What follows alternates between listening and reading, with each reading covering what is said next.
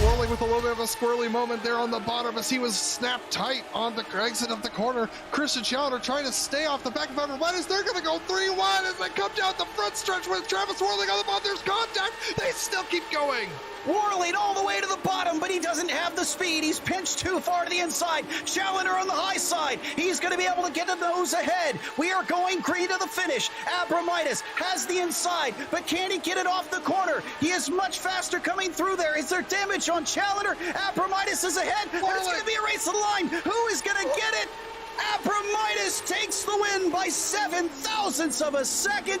The top 5 were only 700ths between each other. Unbelievable finish.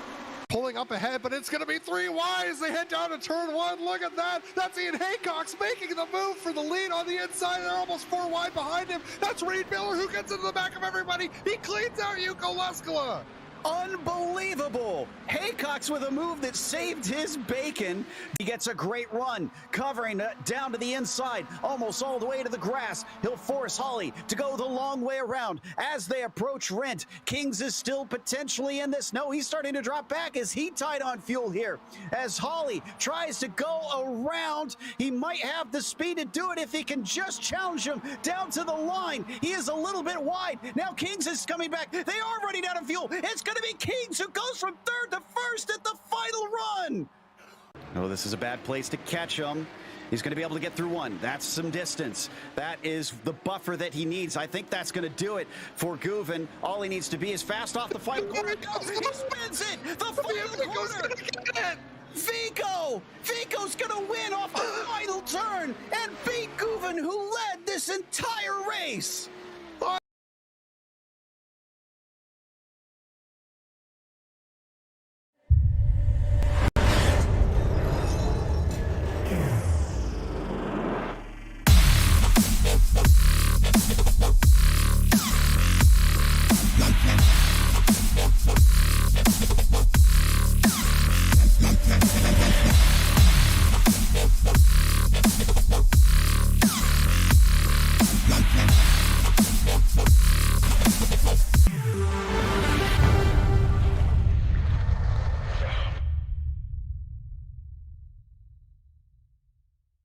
Hey there, I'm Nicholas Dubois, co-founder of Advanced SimRacing.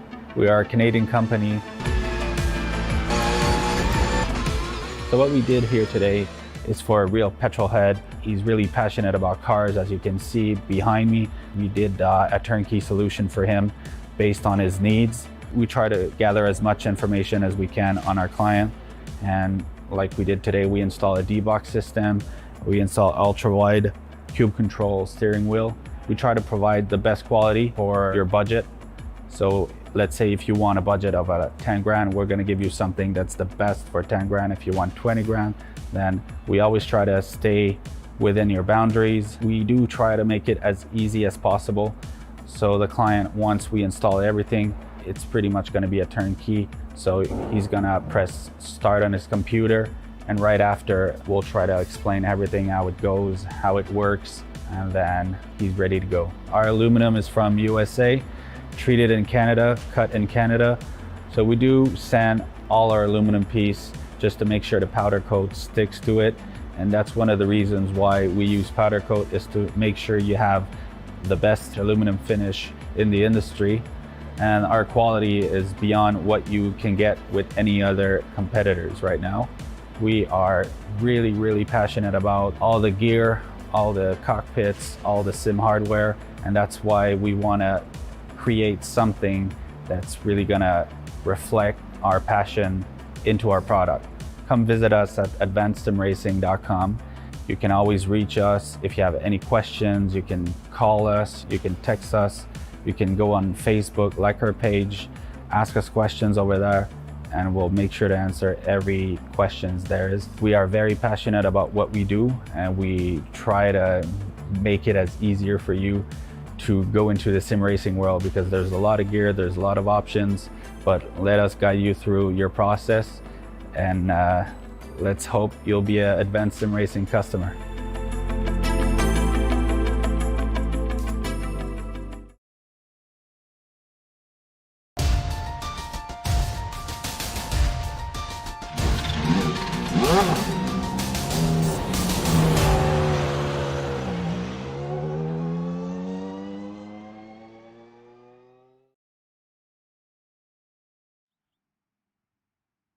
Green Ho has overtaken the points lead in the MX-5s, but the championship remains tight. Meanwhile, in the GT3s, in spite of a poor showing back at the ring, Horvath retains a lead comprised of almost an entire win. After today's event, it'll mark the halfway point of the season. So how will the race for the crown shape up? We'll find out soon as we get ready to watch round 5 of the PRL GT Series, and you'll see it all live here on the Global Sim Racing channel. Hi, I'm Joe Peak, and with me in the booth is DJ Clark. Behind the scenes is our director, Zach Johnson, and he's using cameras provided by Dougie Beard. First up tonight is Okayama. Once the home of the Pacific Grand Prix, it has faded back into obscurity. Let's head to our track guide to learn more.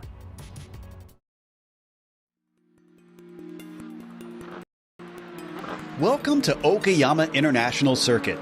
Located an hour's drive northeast of its titular city, it sits nestled among the green, lush hills in southern Japan. Built in 1990, it's most well known for the 2 visits Formula One made in 94 and 95. But since then, national and international touring car series have come to race here as well. Otherwise, the 2 available layouts are mostly used for club racing and amateur track days. The full course is just under 4 kilometers with 11 turns, and the short version is a measly 2 kilometers with 7 turns. It does this by cutting out the portion between Williams and Revolver. While hairpins abound throughout the lap, overtakes tend to be surprisingly hard. The first corner, Atwood Curve, and Hairpin are the main spots where drivers can attempt a traditional pass. Hairpin makes for unique battles though. The unusually steep banking for a road course, plus the switchback into Revolver, means that holding it around the outside can reward a brave driver. However, while it is a more modern facility, runoff in some places is shockingly small, and it can be easy to damage your car. This section in particular around Revolver, Piper, and Redmond gets slightly claustrophobic. The pit entry requires some practice since you must use the inside lane of Mike Knight, otherwise you'll get a penalty. While it might not see as much use in the real world, here on iRacing, this track is part of the base content, and so new road racers will find themselves here frequently. With it being suitable for a wide range of styles of cars, it's sure to excite many of the competitors who tackle it.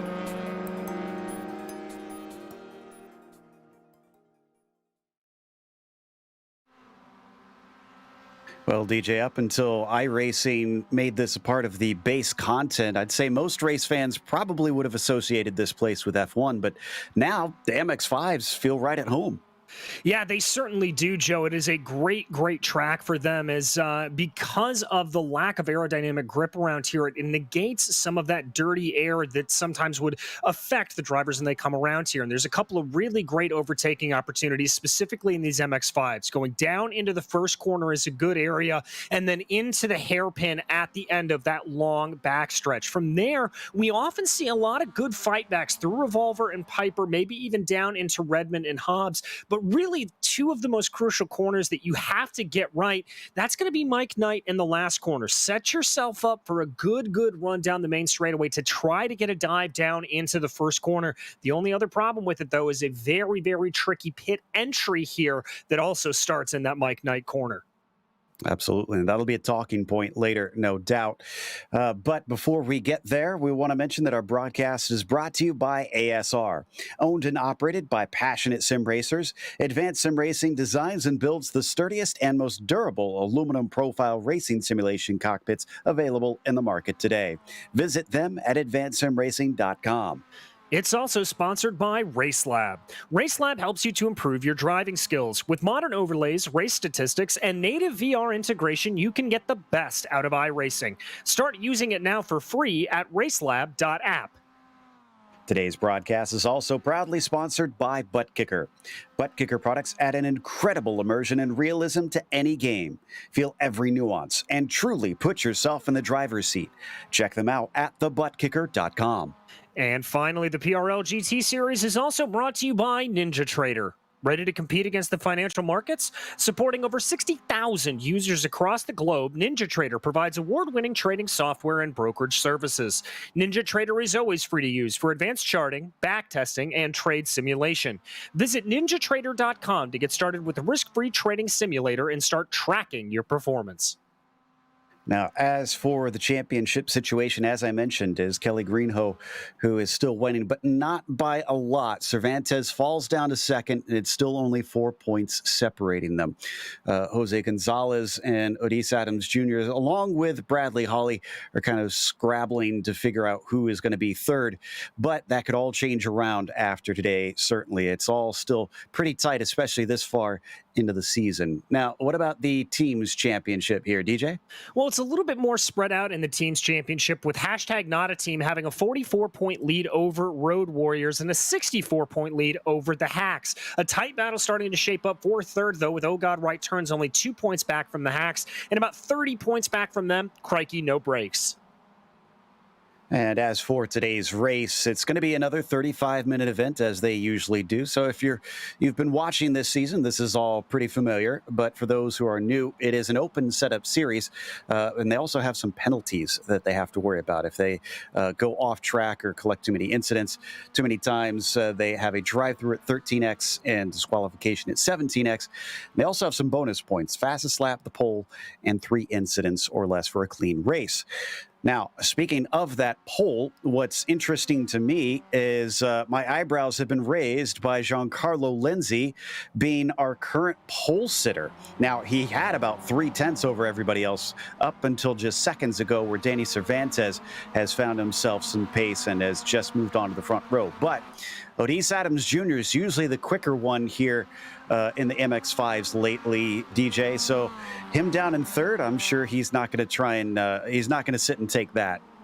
No, I'm sure he's not either. And he's currently working his way through the corners right now in that twisty infield section, coming around Piper. Could be a good lap for him, although I'm not seeing any green on the board. And, you know, Joe, this being, as you said earlier, one of the base content tracks for iRacing, it's sort of a great equalizer because it allows for everybody to have a very, very intimate knowledge with the track. Oh, and he's practicing his pit entry, and that's a perfect example right there, visual example of one thing that I had made a note of, because we've seen it in the past when series have visited here, DJ. That pit entry can get you a penalty if you don't do just what Adams Jr. did with that tighter line. Yeah, indeed. You have to enter before Mike Knight corner. You've got to be very, very specific diving on in there. So clearly Adams just getting a little bit of practice there, trying to feel it out a little bit as we jump back to Paulo Coimbra here, back in 8th place currently. That's a good result for Coimbra.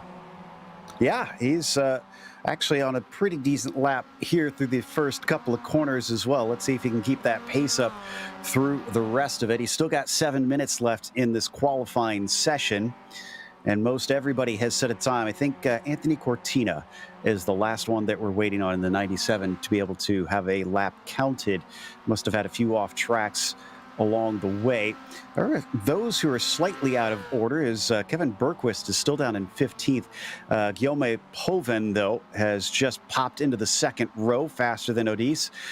So he is up to third now and continues on around. Bradley Holly as well, still down in 5th, and he was looking quick in practice as well. So not sure if he has something left in him from here to try and improve. They do have slightly warm conditions, but nothing outrageous, as it's only about 92 Fahrenheit. Whoa, there's a little bit of wall contact for one of our drivers. Exactly. I think that's one of the hashtag not a team drivers that had a little bit of an off there. Yeah, 92 degrees Fahrenheit out on track. That's a good middle range temperature, kind of right in that Goldilocks zone that we always like to talk about. The first corner will definitely be a little bit sketchy on cold tires starting out the way that we do. But I think by the time they get around to Atwood into the hairpin curve, everything should be nicely warmed up on these rubber tires. Watching to see if anybody else is on a flyer. Ian Cabana might be able to improve here in the 774. He's in 11th. There he comes out of the final corner. Well, he's definitely not going to at that rate as he goes off track, and that's a very good sportsmanlike thing to do there as he waits off the circuit itself while everybody goes by so he doesn't interrupt their laps as well. And none of those behind him, unfortunately, was able to find time in that process. Cortina, who just crossed about 30 seconds ago, was not able to have that one count yet still. So Anthony might wind up lining up at the back of the field unless he starts to clean things up. Meanwhile, Odis Adams Jr. on that last lap. Well, that was an out lap because we saw him come back in. So, but look at that. This is interesting. Not really a big track for the draft, this one, DJ, but the hashtag not a team guys are coming out together. Well, as I mentioned, if you're able to get a little bit of a gap in between your drivers around here, there's no detriment to really doing it. You're able to get a little lick of the draft coming down the back stretch, coming down the front stretch here, and it's not like you're going to have any aero wash going on because there's no aerodynamics really in these MX-5s to worry about, so might as well try to get just that little bit of a toe. Oh, we'll see if it helps. I guess it's worth trying, especially this late in the qualifying. And I can report that Anthony Cortina just went off again, hoping that he'll be able to get one in. And he's just hit the wall, so he is going to have to head into the pits for a fresh car and then come right back out. What about Kelly Greenhoe? Still winless this season despite being our championship leader right now. He's only in 8th position, but consistency has been his strength, and looks like he didn't set a faster one that time by. So let's continue to watch here as Adams Jr. now shuffled down into 4th position. Can he get one quicker than that 44.9? He's got about 1/10 and a half to make up to get to Giancarlo Lenzi. Well, let's see what he can do here as he powers down the main straightaway, trying to improve on that time. Doesn't look like it's going to be an improvement here. Only a 45.6 there for Odis Adams Jr. So he's going to have to re-rack and try again. Not a lot of gap up ahead of him, though, I have to say. He's only 27 thousandths of a second off of Povin, and Povin's only 7 thousandths of a second off of Cervantes in 3rd. Yeah, up until late in the warm-up, there is a period where the top 4 on the timing sheets were separated by less than 1/10 of a second. So I wouldn't be surprised if it does stay tight here. It's definitely not as tight, at least amongst the top 4, but definitely, like you said, 2nd and 3rd, seeing almost nothing between them, and then 3rd and 4th as well. So coming down towards the hairpin once again, it is still Adams Jr. who is leading the pair. Gonzalez, who tried to use the slipstream, didn't seem to see it give him all that much, as he didn't improve either that time by. So we follow them down through Revolver and Piper, through the slow and twisty bits. I'm watching Danny Cervantes cross the line, and looks like that one doesn't count for him. So drivers starting to struggle to set a quicker lap here in these late stages. Indeed they are. I will say, though, Joe, that Odis Adams Jr. was green. He set a personal best through the 1st sector and looked pretty competitive through sector 2, so maybe a little bit of time there. Little bit of a bobble coming off of Hobbs Corner, but I don't think that'll affect him too much. By the way, Greenhoe just went up into 6th, so that was a nice jump there for the number 12. But coming down the front stretch, let's see if this is going to be any better for Adams. And with him towing along his teammate, that's a good sign for him as well. 44.8, that is quicker. It's not pole. In fact, it doesn't jump him up any positions, but his teammate Gonzalez goes up to the front row, a 44.849. And Cervantes now has about 16 thousandths to make up. Wow, so 2nd, 3rd, 4th, and 5th are split by about 500ths, it looks like. Very, very close all the way up the board, and getting even closer as Bradley Holly bumps his way up into P2. Wow. 100th off of Giancarlo Lenzi. And GL has just started another lap himself. Last one did not count. He's got 1 minute left, so this should be his final flyer. We've been watching him steadily improve, but he's had a lot of bad luck and unfortunately made a few errors here and there himself in the races without really showing much for it in his finishing results. We'll see if starting on the pole potentially can help him get away from some of those issues in the middle of the pack tend to erupt. What about Ryan Kingzo? He was fast last season. Well, he's still fast this season, I should say, DJ, but not today. I mean, he's down in 11th. Yeah, we've seen a little bit of struggle from Ryan Kings in qualifying as of recently. That race pace is still there, that tenacity that we've really come to expect from the 5.5 Motorsports driver, but his qualifying has just seemed to be a little bit off. 10 seconds left, and I think the last one to set a time is going to be Anthony Cortina, and he actually does set a time this time, puts himself up into 21st, and Gonzalez takes the checkered flag, does not improve. Odise Adams Jr. has that lap deleted, so it looks like he had an off track somewhere, and he is done. Michael Chase is the next one across in the number 34. He sits in 17th, has to beat a 45.8, but he does not, so he will stay put. He will stay put here as we tick down here into the final seconds of qualifying. Only about 2 minutes to go. And Joe, as you said, just so close at the top. The top 9 separated by less than 0.5 of a second. Ken Cook comes to a crawl down the front stretch, so he's done. And Ian Cabana is the next in the number 774. So let's see if he can go higher than 12th. The 45.5 is his marker to beat of his own, and a 45.9 certainly won't do it for him. And after that, Christian Lisiak, Derek Green, and Evgeny Babine, I think, are the last ones able to set a time. Nope, Cortina is coming in behind them, so he could yet improve as well. So we got about 4 cars trying to get something else out of this. Oh, and 2 of them pull off. 2 of them pulling off out of the way there as that Red Bull liveried machine works its way around the penultimate corner, trying to see if there's anything to be gained for the 32. Babine trying to just run that car as wide as possible down out of the last corner, and now the run to the line trying to beat a 45.5. As he crosses, no, he's about a 10th shy. Cortina up next. The 46.1 does not go any lower, and that is it for our qualifying here. We're going to go to that in a second. First, though, we want to bring you another of our sponsors, which is the Majors Garage. It's the home of free Baseline Plus setups. Get help from any of the garage coaches 24/7. Sign up now for awesome, affordable monthly subscriptions, telemetry, coaching, and more by simply clicking on our link in the description below. Also, if you use our special discount code, Majors GSRC, you'll get 10% off. Let's take a look at that starting grid, and Giancarlo Lenzi grabs the bonus point for the pole position. Unable to be bested today. Holly came darn close, but he'll have to start on the outside of the front row. Jose Gonzalez will be third, with Danny Cervantes a good qualifying in fourth. Guillaume Povin P5, and surprisingly, Odise Adams Jr. only 6th today. Kelly Greenhoe, can he improve from there to help defend his championship lead from 7th?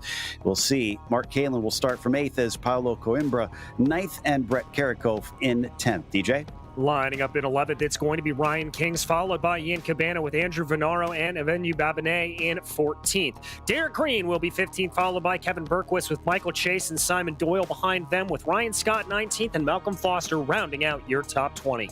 Anthony Cortina, as I mentioned, 21st, with Jimmy Richards 22nd and Jason Larson P23. Christian Lisiak, one of the last across the line, but only 24th today. James Goddard was 25th, and Daniel D'Augusto in at 26th. And it's Ken Cook and Austin Bartlett Chase to round out our 28-car field. And we have a couple on boards here today. If we could get through those real quickly. Brett Karakov in the number 57 is going to be amongst our first out there. And he is going to be starting into the top 10 here today. We've also got the likes of Mark Kalin in the number 62.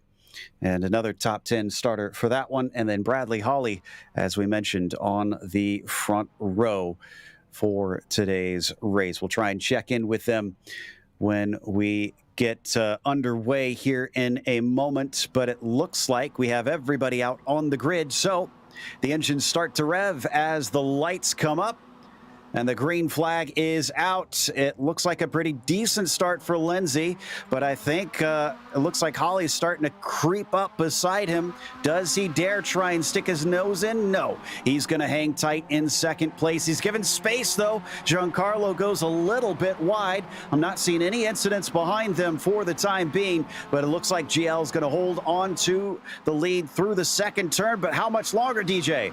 I don't know. Bradley Holly looking very aggressive there as they went up through the Moss S there. It looked like a little bit of a cutoff from GL. Here comes Holly, though, down to the inside of Atwood.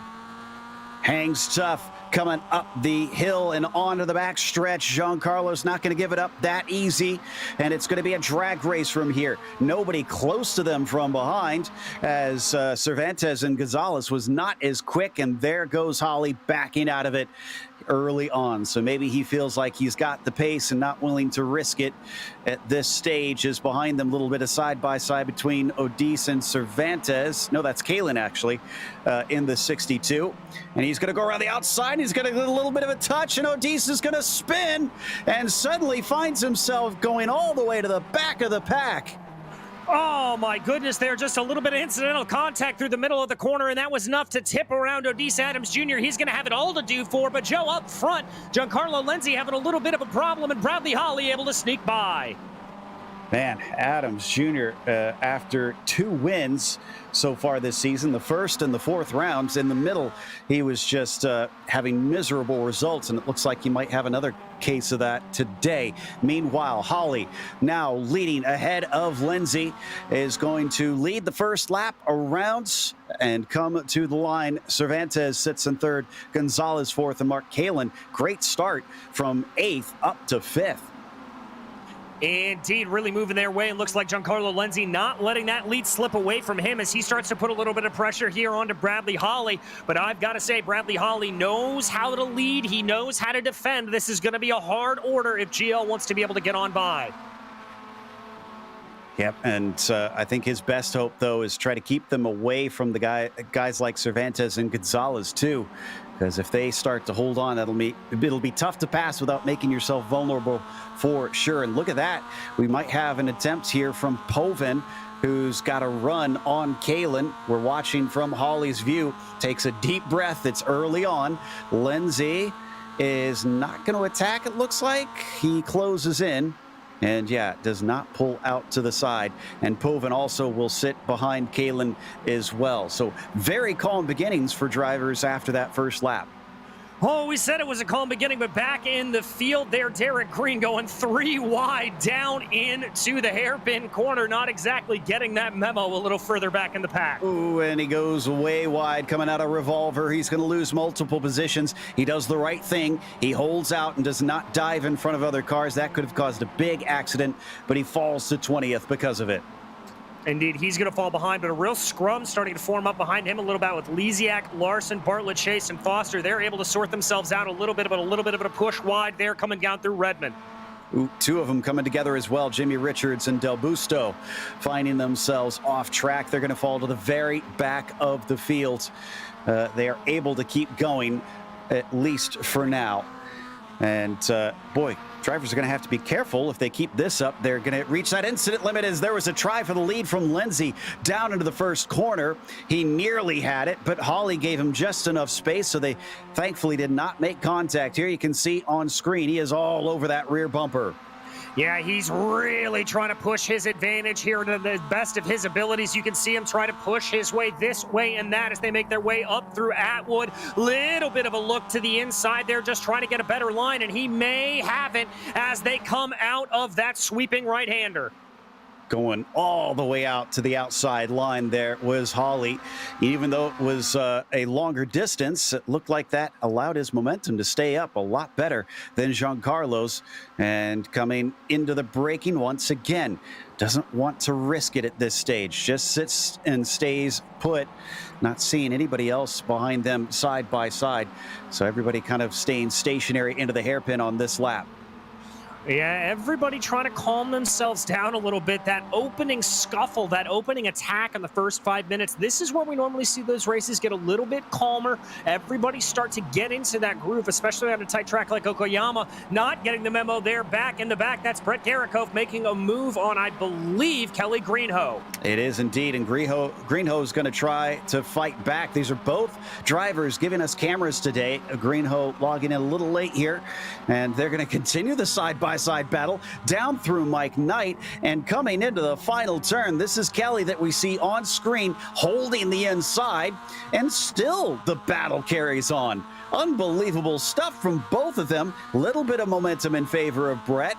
The 57, though, is on the wrong side coming into the first turn, and behind them, Ryan Kings and Paulo Coimbra are trying to get involved as well. The respect being shown between these two is incredible because neither seems to be able to find the advantage. Look at this. And they're just a little bit as Brett Garikoff able to pull ahead, but Kelly Greenhoe keeping a little bit of an advantage as they go down now through the Moss S's. This is going to be a little bit squirrely, hoping there's not contact between the two, and the respect continues, Joe. Oh, and finally they make a little bit of contact. It couldn't last forever, and that slows them up a little bit. Ryan Kings thinks he could now get involved. In fact, so does Paulo. Each are going to get a little bit of a slipstream. But now they go back single file, and the man that's left hung out to dry is Ryan Kings. Yeah, King stuck there on that inside, unable to take the draft. He's going to think about maybe trying to take a deep move down 3 wide. Oh, and he runs into both of them, unfortunately, and he's stuck. He is stuck into the side. More drivers getting into each other. I fear that may be a penalty down the line in and amongst them. So Paulo Coimbra gets the worst of that. Looks like Garikoff had some heavy damage in there as well. Not sure if he's going to be able to get away clean. And then I think looks like Kelly Greenhoe was the other one that got tangled up with him. Yeah, indeed. Just a big coming together, a little bit of a dominoes there, and always trying to go down into the hairpin like that, trying to make a corner 3 wide is always going to end in tears, Joe. Now that sent Kelly down here into 12th. He's trying to get 11th back. Oh, and just about gets chopped off by Chase behind him. Looks like Ryan Kings has to head into pit lane. Too much damage from that. And this is pretty early in the race. Not sure if he can get to the finish from here. Mark Kalin, in the meantime, has now set the fastest lap of the race. I don't think Greenhoe will have that points lead after today. I don't think he will either. That is not going to be a good result there for the number 12. Still a lot of work to do, and that's a battle directly up in front of him between Babinet and Chase. Side by side through Williams, as Babinet has got the left-hand side, Chase has got the right-hand side, and so they're going to go 2 wheels into the grass. There's Garikoff and Greenhoe are still going at it, and wheel to wheel coming into Atwood Corner. It looks like Babinet was able to claim that 11th position, and it's going to be Garikoff who claims 12th position. All right, so that's going to calm everything down just a little bit for the moment, but this race absolutely electric, and we're not even 10 minutes done. So Brett is trying to see if he can hold off Kelly around the outside, but it looks like Greenhoe with a shorter line down through hairpin. No, it's not done. Fighting back through Revolver. There goes Garikoff, and he switches back the line in time to open up Piper, but is it enough? 2 wheels into the grass, both of them almost out of control. Coimbra is now going to try to snatch that one up. Yeah, that's the 65, trying to make that little bit of a move there to see if there's anything to be done. I don't think. No, the door is going to be shut. Whew. Wild stuff here in the mid-pack, despite both of them having major dramas. Garikoff and Greenhoe having an almighty battle here in only lap 5 of this race. Onto the main straight. Great run by Kelly in the 12. Indeed, Kelly trying to get down to the inside here on the 57, trying to see what he can do. That's Garikoff that he's going to be by. Got to be a little bit later onto the binders, and Kelly Greenhoe able to make that move work. So he's in front, but that's for now. They've been swapping back and forth so much. I do not anticipate this staying put. Already Brett's trying to size him up, trying to see if there's going to be an opening somewhere, but he's got to watch out because Coimbra in the 65 is still right there and could easily take that spot from him. Instead, nobody shows a nose coming into Atwood, and it could be down to who gets the better exit along the back stretch, and it looks pretty good, honestly, for Brett. Yeah, indeed it does. Brett definitely has a little bit of a draft as we jump a little farther up in the field to a side-by-side.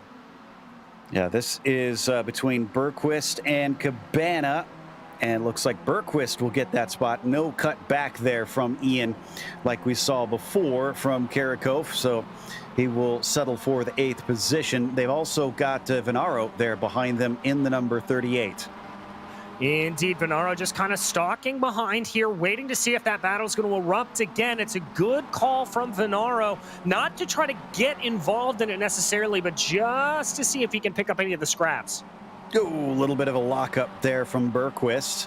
Thought he was going to be wide, but he managed to cut the car down to the apex quite nicely, surprisingly nicely, honestly, as they fly through Mike Knight and into the final corner. Once again, they separate slightly. Now, I've been keeping an eye on Holly and Lindsay. Now, Lindsay's holding station behind him. I'm not sure if this is the quickest he can go, or if he's just trying to play possum and maybe save a little fuel. And either could be possible here because Lindsay is an experienced driver in these MX-5, so he knows the fuel game. Yeah, indeed, and that could be a little bit of that fuel saving going on here. Giancarlo may be able to eke that out a little bit more. The one problem he's going to have is this is a relatively short track, so if you pit, depending on when you do, you could find yourself coming out in a little bit of traffic because of the short lap time. Absolutely. And by the way, the 22 of Odis Adams Jr. just pit in. So I wonder if he was trying to get a little bit of repairs done by pitting early, or maybe just getting into clear air. Don't know. Meanwhile, look at this. We had a change for position, I think, as Gonzalez and Povin were dueling. No, that was, that was Kalen and Gonzalez. So Kalen got a spot and bumped himself up into 4th. All right, so that's a good run there for Mark Kalen. He's now going to try to focus in on his teammate, Danny Cervantes, right up ahead of him. But I think here they may want to work together a little bit, maybe play a little bit of leapfrog down these straightaways and try to catch back in on Lindsay and Holly, because that gap, Joe, has expanded to about 2.5 seconds as that is Gonzalez popping down pit lane. All right, so he's going to split this one closer to 2.5. Actually, we're not even halfway. That'll be about 17 minutes. Also, Povin was certainly spinning the tires up coming out of Hobbs, and that lost him a little bit of time. And now that Gonzalez is pitting, he doesn't have a draft buddy, so he might be left out to dry by Cervantes and Kalen up in front of them. A couple other pitters as well. Venaro is in, and Kelly Greenhoe is in. Now, Kelly had a little bit of contact, so that could also be trying to take some repairs, but I'm a bit surprised how many are pitting early.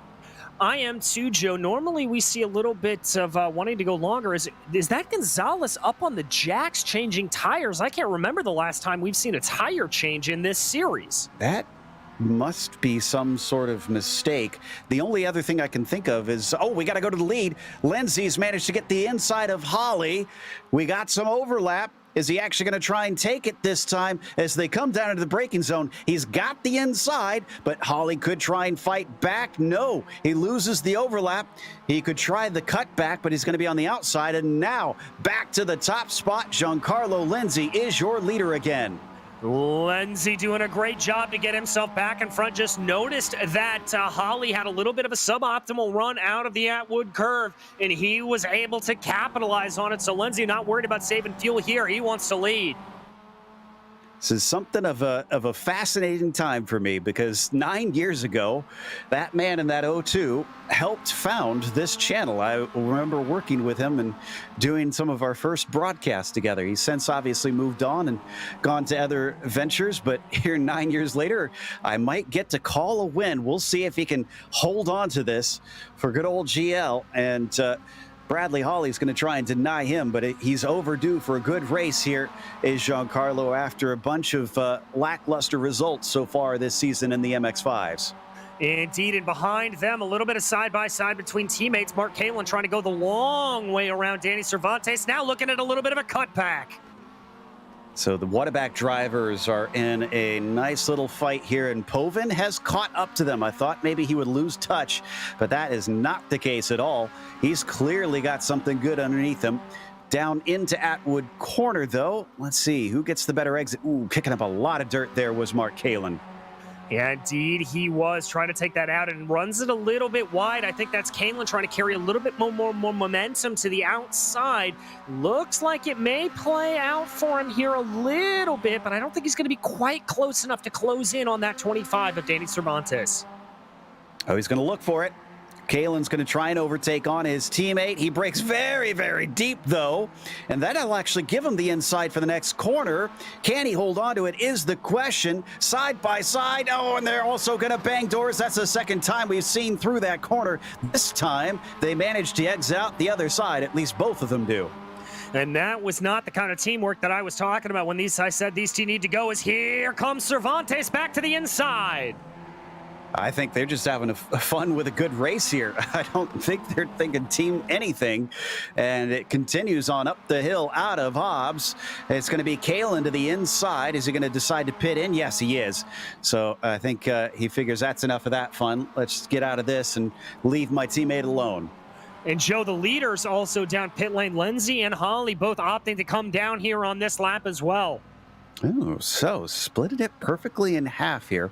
Now, one of the interesting things about someone taking tires, one of the strategies used to be in this car that you could potentially take right or left sides only and still not lose any time on fuel. Oh, that was Kalin going deep, and he missed his pit stall. And sometimes it would, even though it would unbalance the car slightly, it would give you just a little bit more speed. So I wonder if someone maybe was trying that or if it was truly an error. Neither of our top two take tires, though. And this is exactly what I was talking about, a little bit of the fear of pitting around here. They're going to find themselves back out in the middle of traffic. That is Austin Bartlett Chase and Daniel Del Busto, who are locked in a battle themselves directly in front of our leaders. Yeah, this doesn't bode well for Giancarlo. So he's going to get held up slightly. Holly could find himself a chance to go on the offensive here. Bartlett Chase and Del Busto both need to still take their stops. In fact, it's only themselves and Malcolm Foster that still need to take one, other than all the other cars in front of them right now. So basically the back half of the field is all done and ready to make it all the way to the finish. Is there going to be, yeah, and there was an easy change of position there between Bartlett Chase and Lindsay. Will Bartlett Chase hold out? Yes, he does. Oh, he acts as a bit of a pick now and holds up Bradley Holly. Oh, and that is not good news for Bradley Holly, trying to get by Austin Bartlett Chase, going down into the infield section here through the left-hander of Piper. And looks like Holly's able to get a much better run. He's going to have to juke his nose to the inside. He'll be late on the brakes coming down into the hairpin of Redmond. He's going to manage to get that spot, and there's nobody between himself and his rival for now. How long will that last? Looks like our other drivers are all now coming in. Cervantes, Povin, I think Karakov, Babinet, but Bergquist stays out an extra lap. Well, if you've got the fuel to make it at this point, I think maybe try to go a little bit for the overcut. We are under halfway to go here at this point, and we've seen drivers be able to make this as long as 12 minutes or so, Joe. Del Busto, not sure if he was giving way a little bit here. He has reason to fight. He has right to fight. Well, he's almost going to cut into the side of Bradley Holly, not anticipating him being there. Down through the first corner, switching back through Williams. Even in this off-camber left-hander, he can make it around the outside. He is free to try and catch up to GL, but it's a bigger gap than he saw before. It's 7/10. It is indeed. So he is really going to have to hustle around here and burn some of that fuel. If he was maybe banking on being able to save a little bit of fuel behind GL, that is not going to work out for him. And we were wondering about, looks like Jose Gonzalez came out well ahead of Mark Kalin and Danny Cervantes. So that stop for the 83 actually worked out quite well. 15 minutes left to go. So we should see the last of them in this time. And Bergquist is coming up to the pit entry now, but he's not going to take it. He's going to go around yet again. Will Karakov pit in this time? No. Okay, so maybe this isn't the end of the pit window for most drivers, as our two leaders will carry on to lap 12 of this race. Don't forget, we've got more racing coming after this with the GT3 Sprint Series in just a few moments.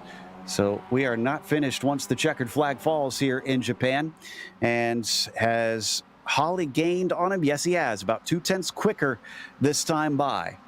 Indeed, he has. And I can report, by the way, that Daniel Del Busto has come down pit lane, but everybody else who has stayed out continues to stay out here, Joe. I think they are just trying to run these fuel tanks absolutely dry at this point. Yeah, I think that's a good assessment there. Just get it all the way to the end of what they've got in the tank. So probably the 12 minutes that you mentioned a little bit earlier. So Foster, Bartlett, Chase, Richards, Karakov, and Bergquist are the ones that we are waiting for. And, oh, well, Del Busto actually just came in and is serving a black flag as well. Not sure if that's speeding or if he had too many incidents. And I'm not sure either, Joe. If it was an incident violation, coming to rest in the pit stall will actually be even worse for him because he will have to serve a time penalty in there as opposed to just a simple drive-through. So I'm double checking to see what his pit entry looked like, and he did come in the correct way, so it wasn't that. So it could have been just coming in a little too hot to the pit itself. Wow, Bergquist is going around again. Another lap for the 64. So is Karakov. This was a much wider gap than I thought it would be for these cars. Much wider pit window, rather. Yeah, Richards is going to keep going as well. Well, this is very interesting. Lindsay might actually catch up to Jimmy Richards here before he pits. Yeah, might indeed, as this could get a little close. There it is right there. That is the battle for the final podium position. Obviously, Holly and Lindsay here will be your leaders once the three ahead of them pit. But I've got to give credit here to Bergquist, Karakov, and Richards. They are really extending this pit cycle far beyond what I thought it would be, Joe. Likewise. Well, we're riding on board with Holly now. Just up ahead, Giancarlo Lenzi. It hangs at 0.5 of a second. Last lap, it looks like Holly was still a bit quicker. Another 0.2 faster for him. And down into the braking of Atwood. He's going to look for as much of a run as he can get to use that slipstream to get closer. They start to approach Jimmy Richards, though. And this is where it gets a little unnerving for the 0-2, hoping that he isn't held up. Indeed, this is where he has got to be very, very careful and pick a high percentage move, a high percentage way to try to get by Jimmy Richards if he is able to catch him. If he is going to catch him, he will probably do it through the infield section. This is a really technical portion of the track, and I would expect Lenzi to really be able to excel through there.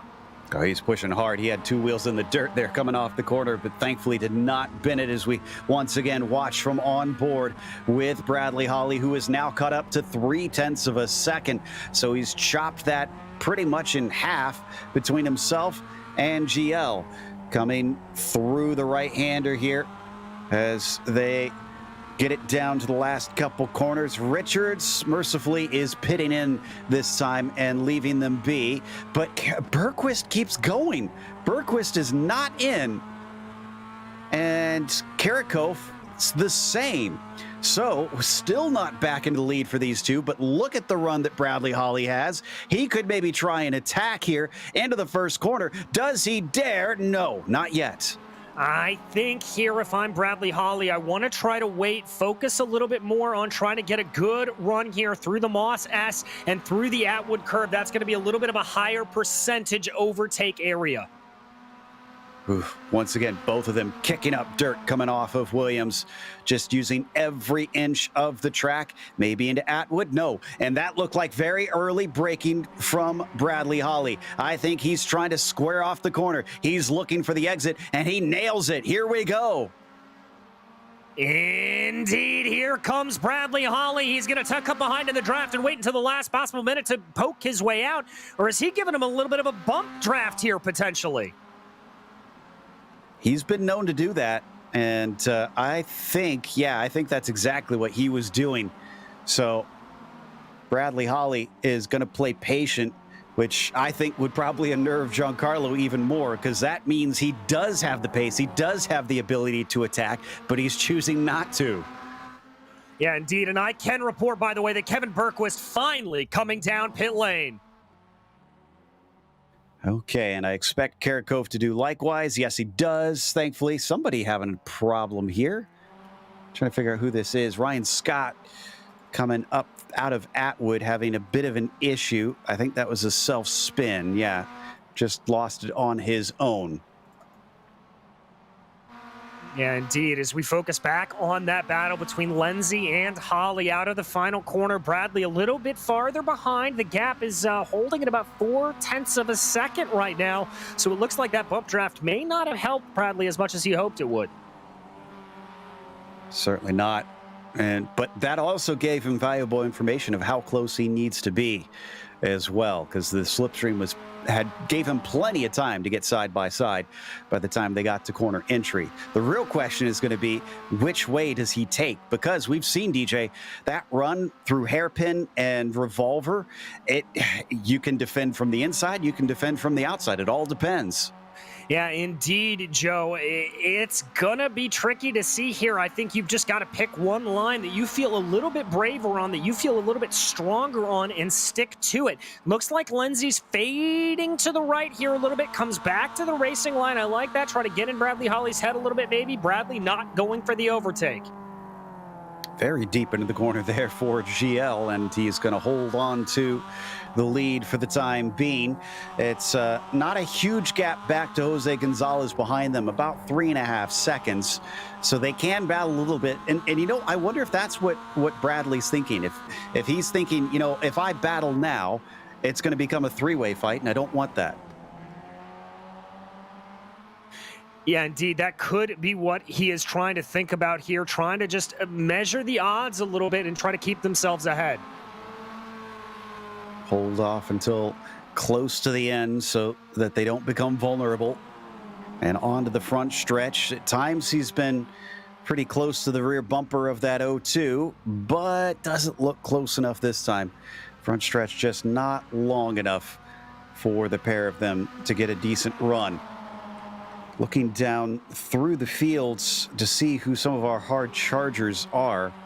And I think the biggest gain actually is Bartlett Chase in the 17. He's up to 21st from 28th, which was dead last. So nicely done to him.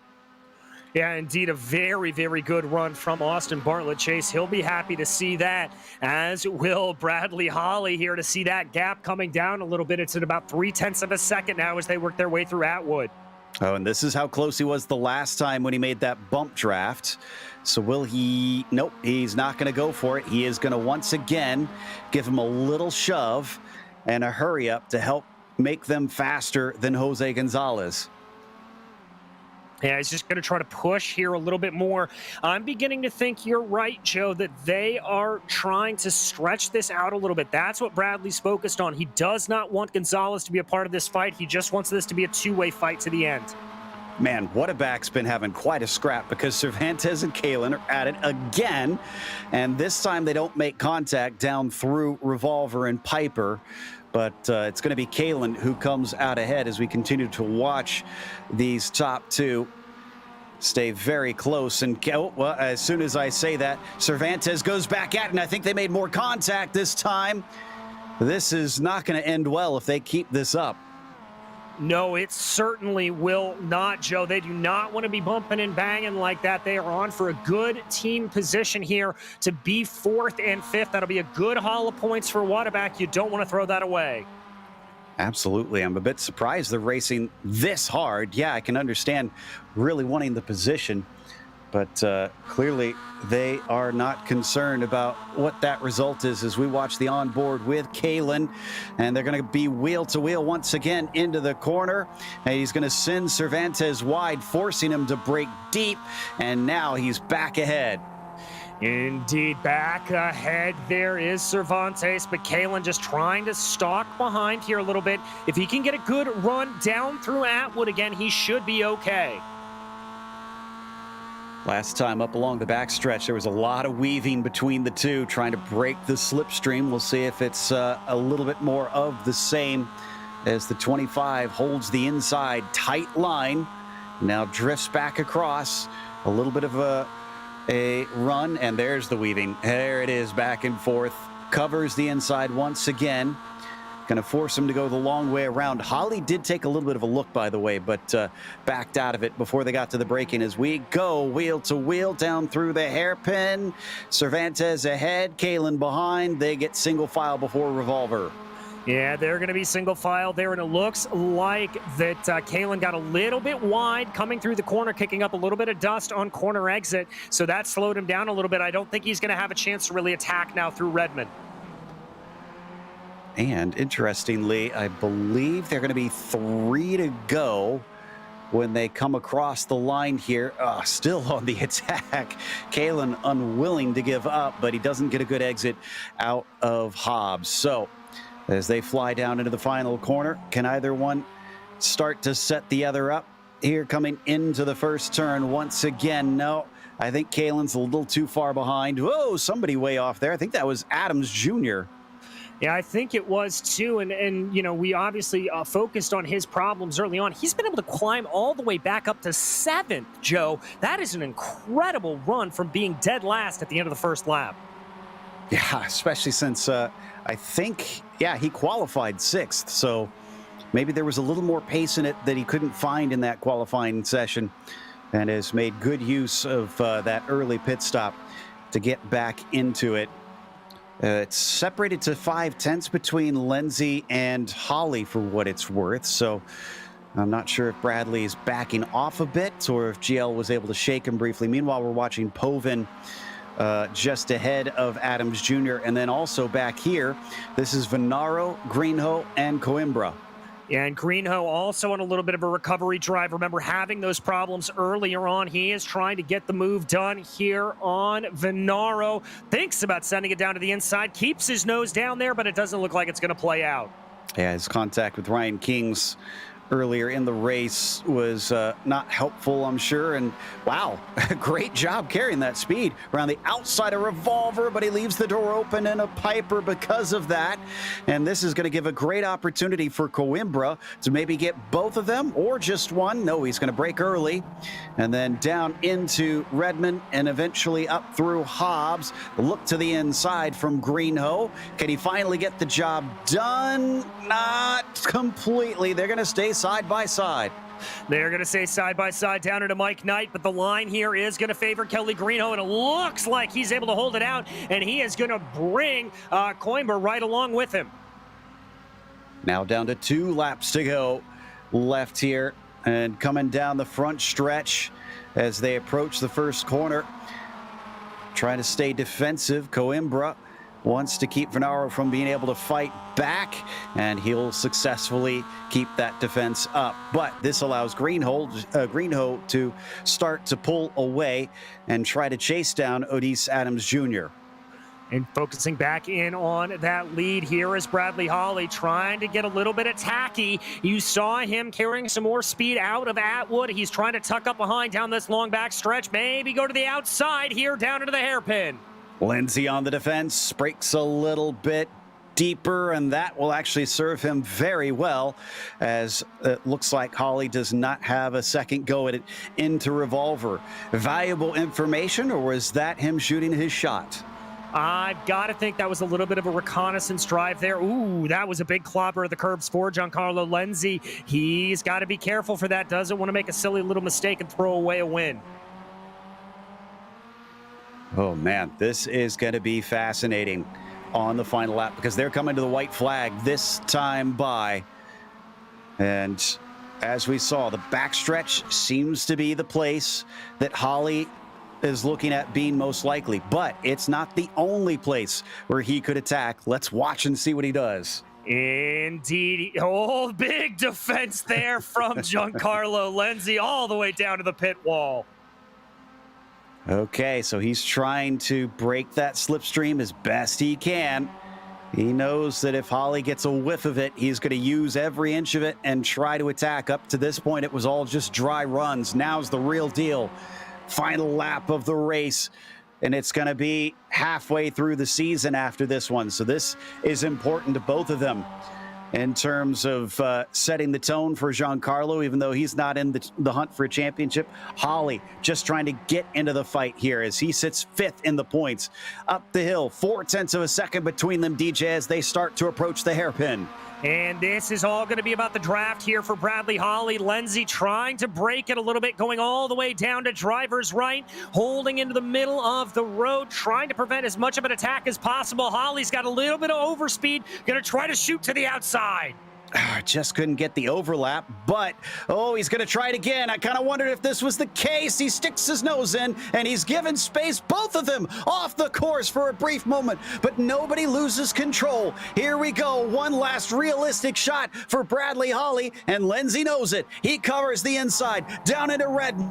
Holly, could he go deep around the outside of Redmond? No, not there. This could be the win for Giancarlo Lenzi. After a spate of bad runs throughout the season, returning to competition in MX-5s. It's been a long time away for that Earn Brew car.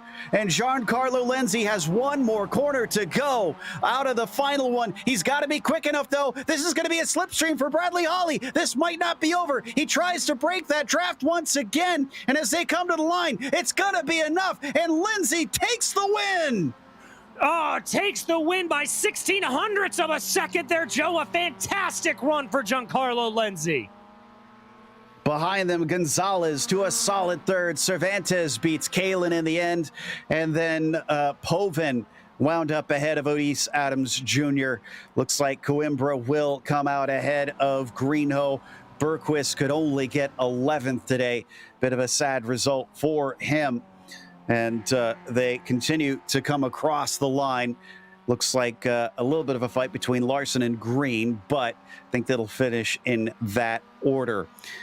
Oh, my goodness. Giancarlo Lenzi. I know I need to be impartial, but that is one that I am extremely happy to get to call after my history with GL, and he takes the win here today. Bradley Holly making him fight for it all the way to the finish and coming home in second place. Jose Gonzalez was third as Danny Cervantes took P4. It was Mark Kalen rounding out your top 5. Povin was 6th as Otis Adams Jr. unfortunately only able to get back into 7th, and Paulo Coimbra in 8th. Kelly Greenhoe was 9th after getting into trouble with Ryan Kings, and Venaro rounds out your top 10. In 11th, it was Kevin Berquist, followed by Brett Karakoff with Ian Cabana and Anthony Cortina. They are in 14th. 15th position was Evanji Babinet with Jason Larson and Derek Green in 17th. Christian Leziak came home 18th, followed by Jimmy Richards, and Ryan Scott rounds out your top 20. 21st went to Austin Bartlett Chase, and then you've got Malcolm Foster in 22nd. Michael Chase was P23, then Ken Cook in 24th, and Daniel D'Augusto in 25th. The last one on the lead lap. Simon Doyle, 26th, James Goddard, 27th, and Ryan Kings was a DNF today. And looks like we are going to get to talk to our winner today, Giancarlo Lenzi, after that race. And Giancarlo, 9 years ago, I didn't think that I would be sitting here getting to call a victory for you in the MX-5s. Congratulations. Thank you, guys. Joe, are you trying to say that I would never win a race? What are you trying to say there? I just didn't think that when we started this company, you know, I would still be running it, and I would come back and see you come and be able to win in one of the series that we're covering. It was definitely special to me to get to watch. But talk about what this means to you, because you haven't had the best of results so far this season. This is quite a turnaround. Yeah, no, it's been rough this season. Just some series of dumb luck or not good luck that kind of took me out at Spa. Various other events, not doing well at Nürburgring, track I didn't really know.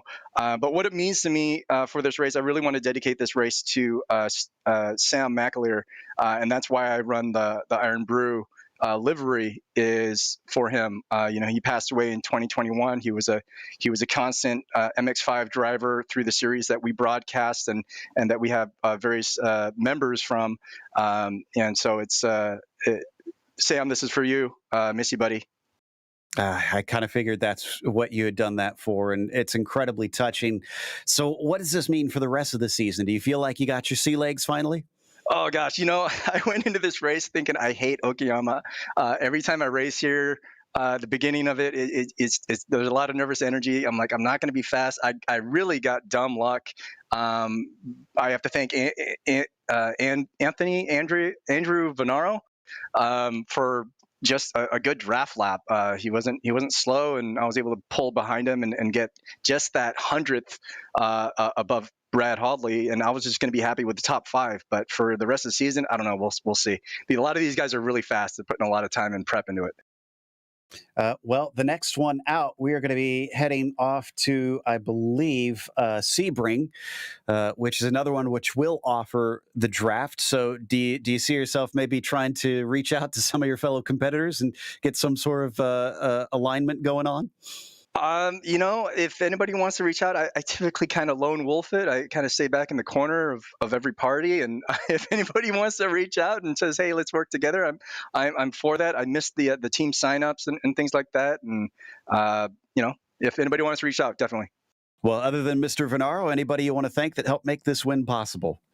Brad, man, that was a fast race. I thought he was going to overtake me a bunch of times. We kind of kept working together to split away from the rest of the pack. So really great race. Thank you guys for broadcasting. Thank you PRL for putting the series on. That was Giancarlo Lenzi, your winner here at Okayama. I think we have time for one more. Let's have DJ chat with second place. Get the other side of the story from Bradley Holly. Well, Bradley, that was an absolutely fantastic battle there between yourself and Giancarlo there. Talk me through it. Oh, yeah, definitely. I got the lead early and then made a mistake going on one of the straightaways and cost me the lead, and it was pretty difficult to pass him towards the end of that race. Well, we saw you maybe looking at a couple of different ways. I mean, maybe bump drafting there a little bit, trying to go at it. Were you just trying to poke your nose this way and that and see what could stick? Yeah, in a way. I was trying to get in his head a little bit too. At the beginning of the race, it felt like, when I was right on him, he was pushing harder. And then towards the end of the race, when it came down to crunch time, it felt like he was pushing harder and harder and started going off track a little bit, and trying to, play a little bit of the mind game and see if I can get him to crack, and he didn't today. Well, it was a fantastic battle to be able to watch, Bradley, but anybody you'd like to thank for this second place? I'd like to thank you guys for broadcasting us week in and week out. You always put on a great show. Everybody in the PRL and the staff are putting on these leagues. I probably wouldn't be doing as much iRacing if it wasn't for PRL and everybody in the Waterback. Well, thank you so much. That was Bradley Holly, your second place finisher here today. That's going to take us to a quick break. Again, we have more racing coming your way with the GT3 Sprint Series at Barber Motorsports Park. Stick around for the next event tonight.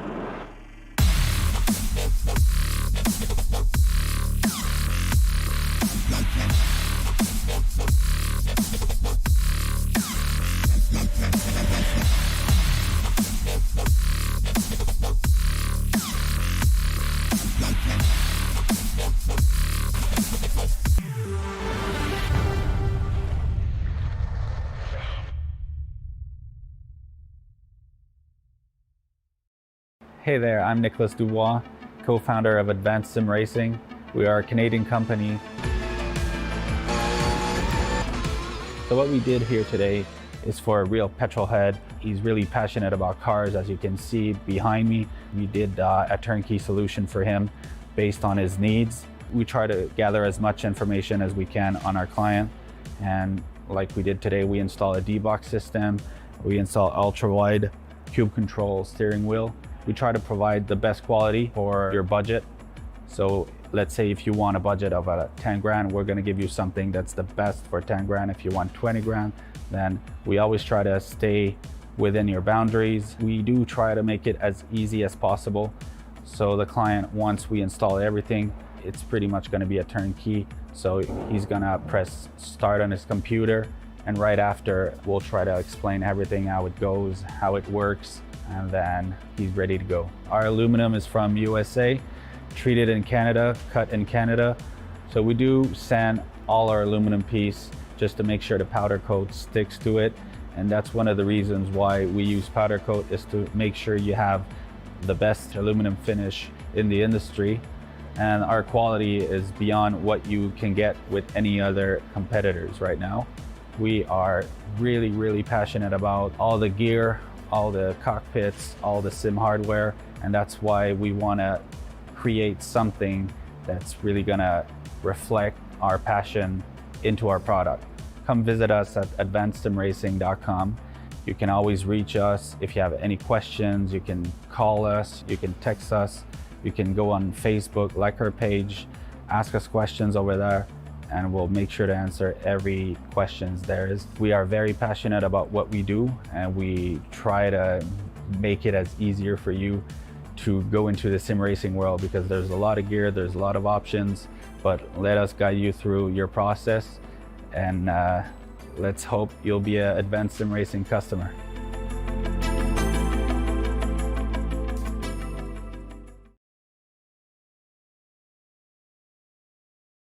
Welcome back to the Precision Racing League. We're now here in Alabama for round 5 of the PRL GT3 Sprint Series. Now, Barber Motorsports Park has steadily climbed up in the minds of many American sports fans, but for those who maybe aren't fans of Indy cars and other various North American series, let's head to our track guide to introduce you.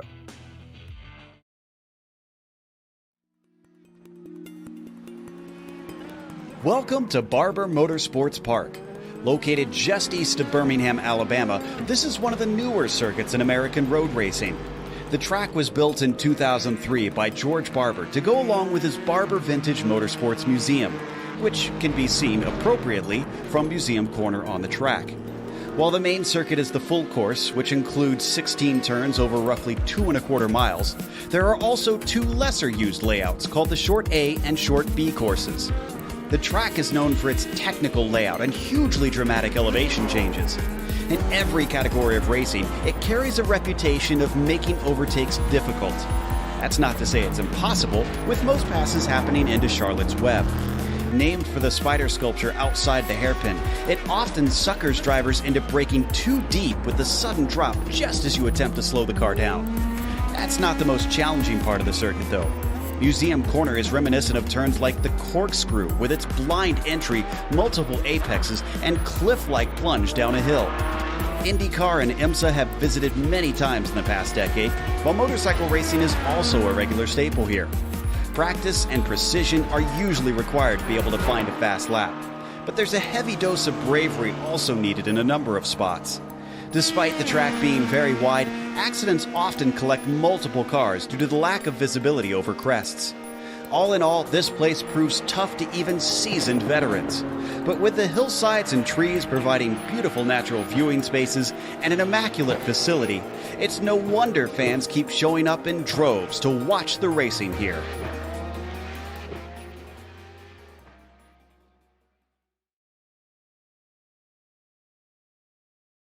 Well, DJ, in the midst of this qualifying session, I think it's going to be pretty important because I imagine passing is going to be tough today. Yeah, indeed, Joe. It's going to be rather difficult to get by around here, although there are a couple of semi-decent overtaking opportunities, primarily going down into Charlotte's Web and a very aggressive move potentially going down into the museum corner. But other than that, this is a track that is very, very technical, very, very tricky, a lot of elevation change. You've got to be very, very careful on the throttle. It's very easy to spin the rear tires here coming out of some of these corners, and I think all of these drivers in these GT3 is going to have to be very careful. Absolutely. Well, careful was needed last round as well, which Devin Horvath unfortunately didn't have enough of, because even in spite of his 7th place finish, he still leads by a lot. His worst finish so far this season. That just tells you how good of a season he's been having. But Poutel, Rines, Brisson, and Pabolano are all basically vying for best of the rest, at least at this stage. That said, it could change a bit after today. We'll have to watch out for that. What about in the team's standings, DJ? Well, Joe, over in those team standings, it's a little bit closer with SRT Esports Blue only about 21 points off of YS Motorsports White. A big gap back, though, to Lunatic Indie Racing, SimQuebec, and SDS Racing Team, but that is a very fierce battle for third. It's going to be a little bit different from what we just watched with the MX-5s as well. That was a 35-minute race, and this one is now 40 minutes long. It's an open setup series as well, and they have the same penalties that are doled out if anybody gets a little too liberal with the track limits. They have some bonus points just the same, fastest lap pole, and 3 incidents or less. And right now, Horvath, our championship leader, has that provisional pole by about 1/10 of a second over Drew Becker, but we don't have many drivers left who can set a time. I'm checking to see who is still running here in these last couple seconds. There's not a whole lot left. It looks like Michael Blaze may be out trying to do a couple of laps there, but everybody has pretty much gotten their lap times in here at this point, Joe.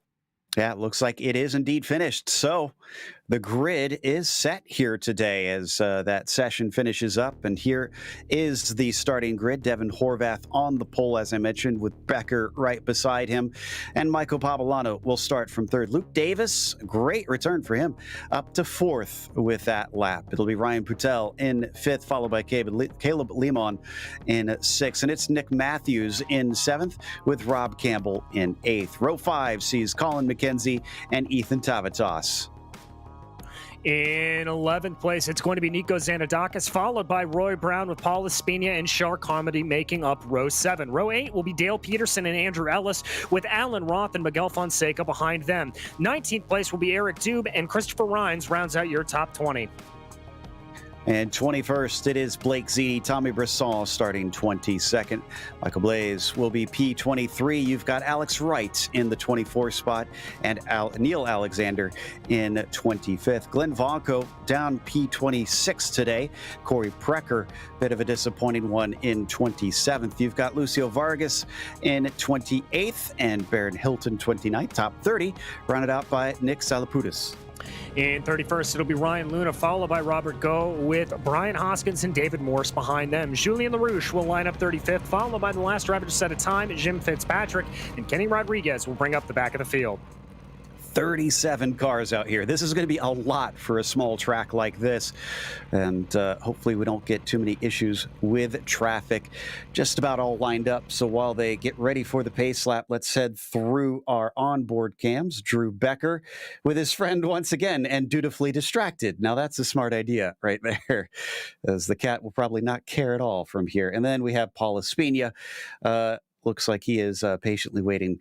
Still want to know why he's got 2 very, very nice rigs in that room. Hopefully we'll get to chat with him and find out what's the deal with that, because I am quite jealous of those as we get ready to roll in a moment. And it looks like for today, Ferraris and BMWs are the car to have from what I can see here at the top of the field, DJ.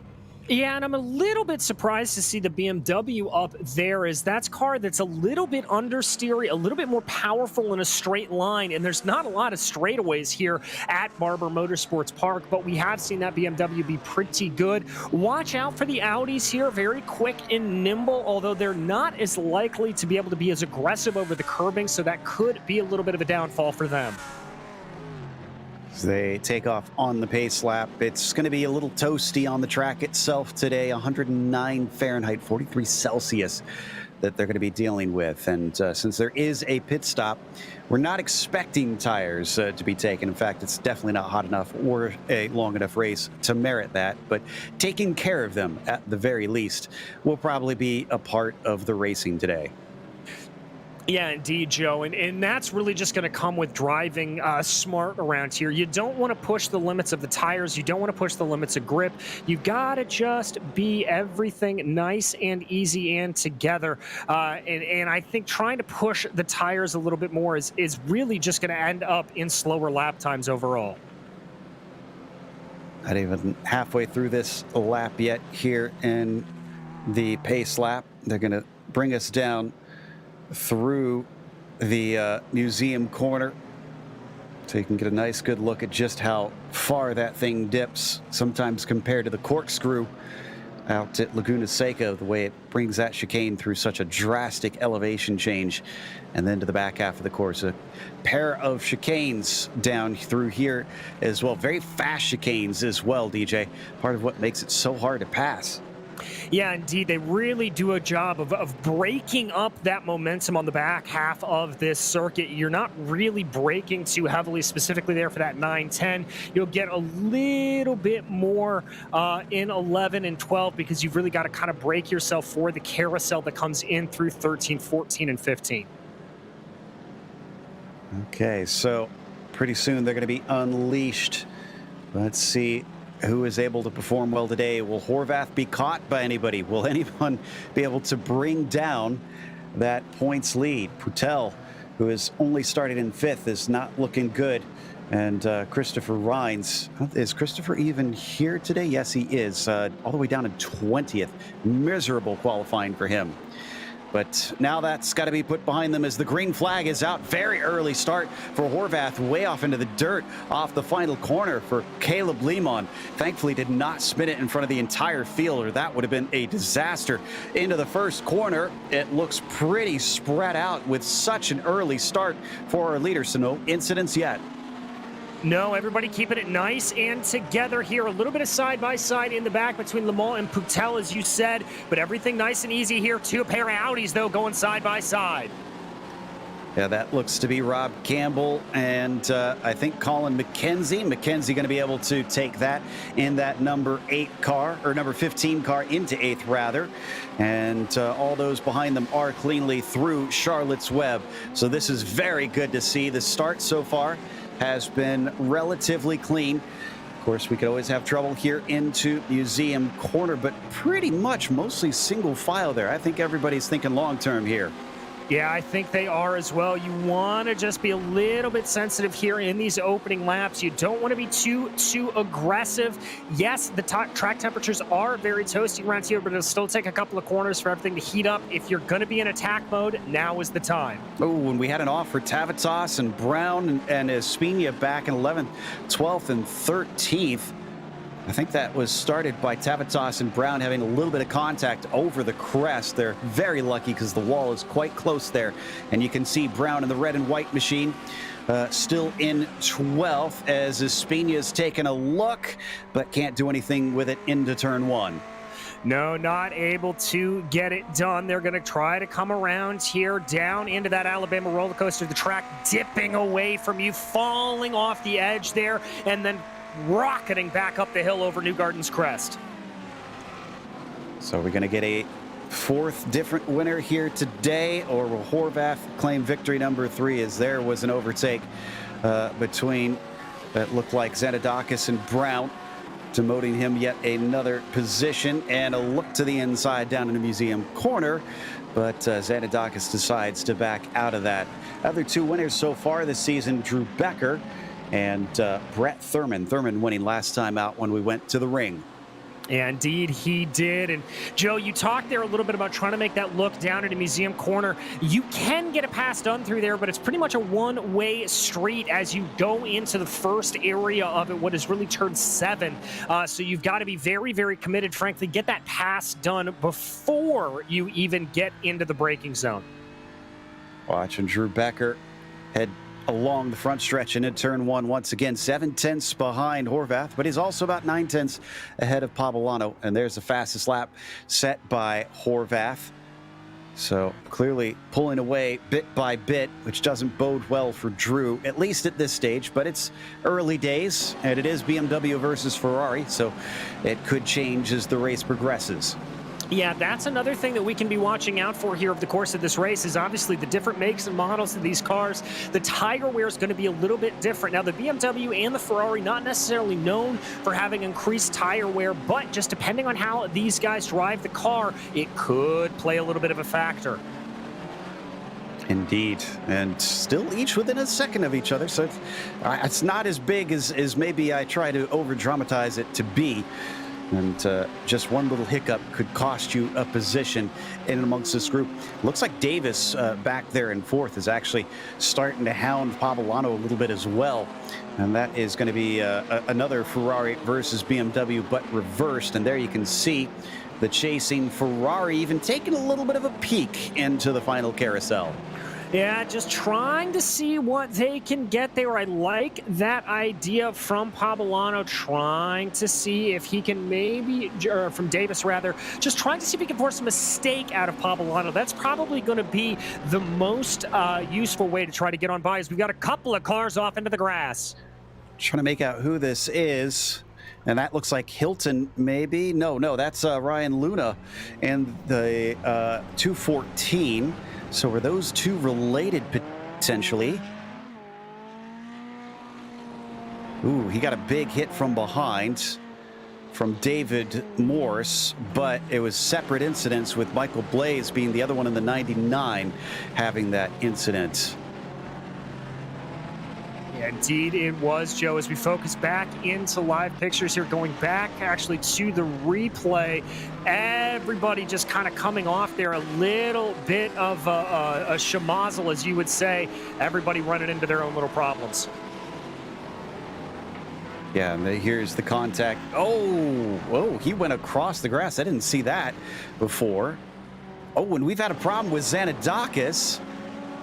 And in fact, we're going to take a look at it here. This was contact with Roy Brown, and it catches out a few drivers in the process. It looks like Carmody and Peterson also lost positions from this little touch. Around they go, spread across the track. There's few places to escape except the grass.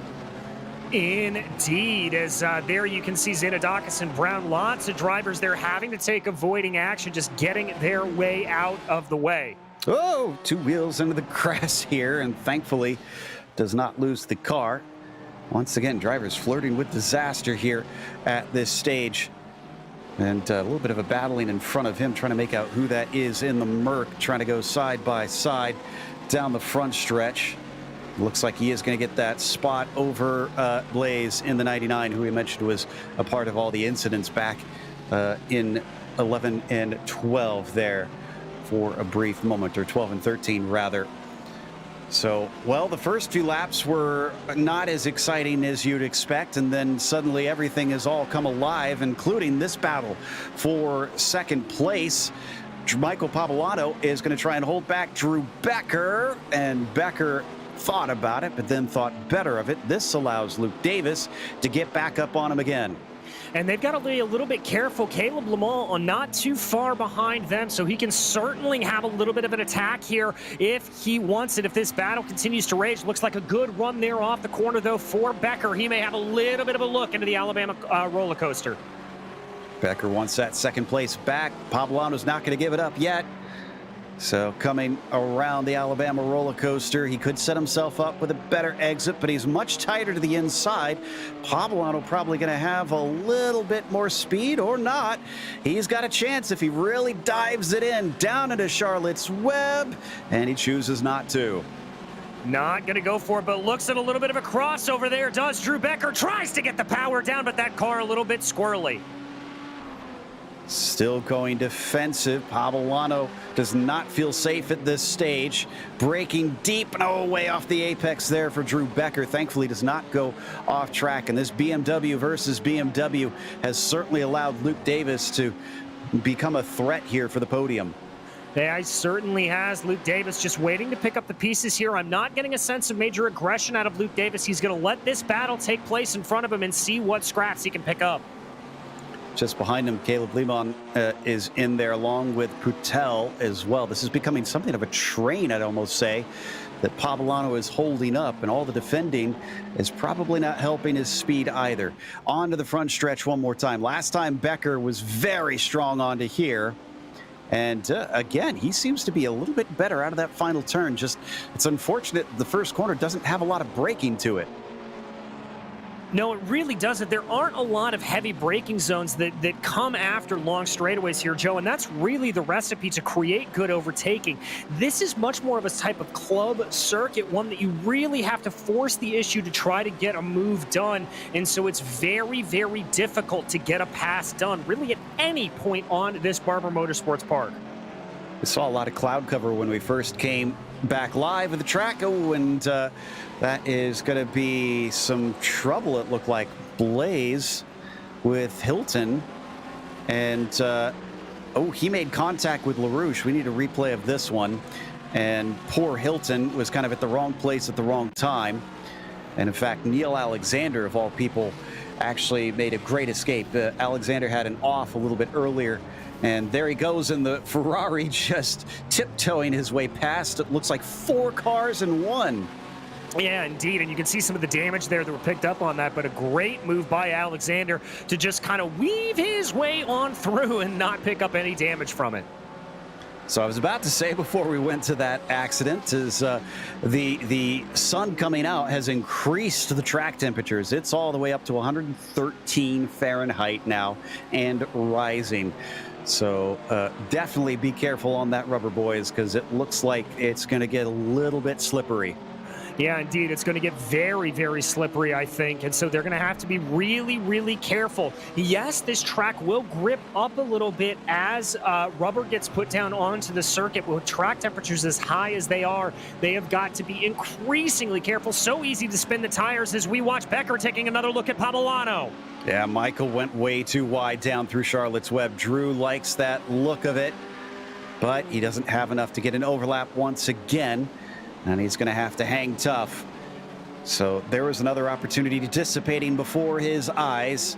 It's looking like he is really going to have to get a major mistake out of that 101 machine to have a serious attempt, or maybe try and use the strategy a little bit once the pit stops begin.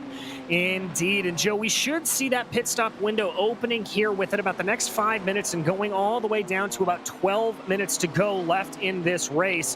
So that is something that you can do. Plenty of opportunity to fuel save around here. You can really kind of coast through some of these corners. Not really able to do a lot of clutch and coast going down into the braking zones, as we said, as there aren't really that many heavy braking zones.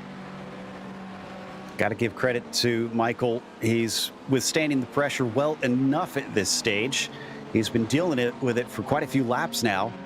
And Becker is certainly slathering it on. And he's much closer this time. If he could get Michael to go a little wide yet again, that'll offer a great chance. He gets him to defend, tries to sell him a dummy, but doesn't quite work. And this time, Michael learned his lesson. He was much tighter to the apex. Yeah, and Becker there looking a little bit skittish under braking. That car a little bit twitchy as he came into the braking zone for Charlotte's Web, so he's going to have to be careful about that. I think that's a result of maybe just overheating those front tires a little bit. This is really one of the best battles we've got on track right now. There's a few others that are relatively close, but this being for second place, that's why we're watching this so much. And this is all slowing each of them up significantly. Horvath is up to about 5 seconds ahead of this pair. So he has basically got the race to himself, just has to run his own up at the front. Ooh, thought maybe we could see an alternate line there from Becker. And he did try. Looks like he tried to cut back. And actually, this will give him a great exit. This might be what he needs to get side by side into the first corner. He's going to make that big dive down there going into turn one. Can he outbrake Pavolano? He's certainly going to try to. Tries to push Pavolano a little bit wide, but now it's going to come back to Pavolano through the Alabama roller coaster. Coming back across, and he just can't quite get it. But look, he's got him on the back foot now, able to actually get side by side with Michael Pavolano. Another bit of defense from the 101 machine, and a very shallow defense as well. The over-under, he's going to be on the wrong side yet again, but Becker's throwing everything at him.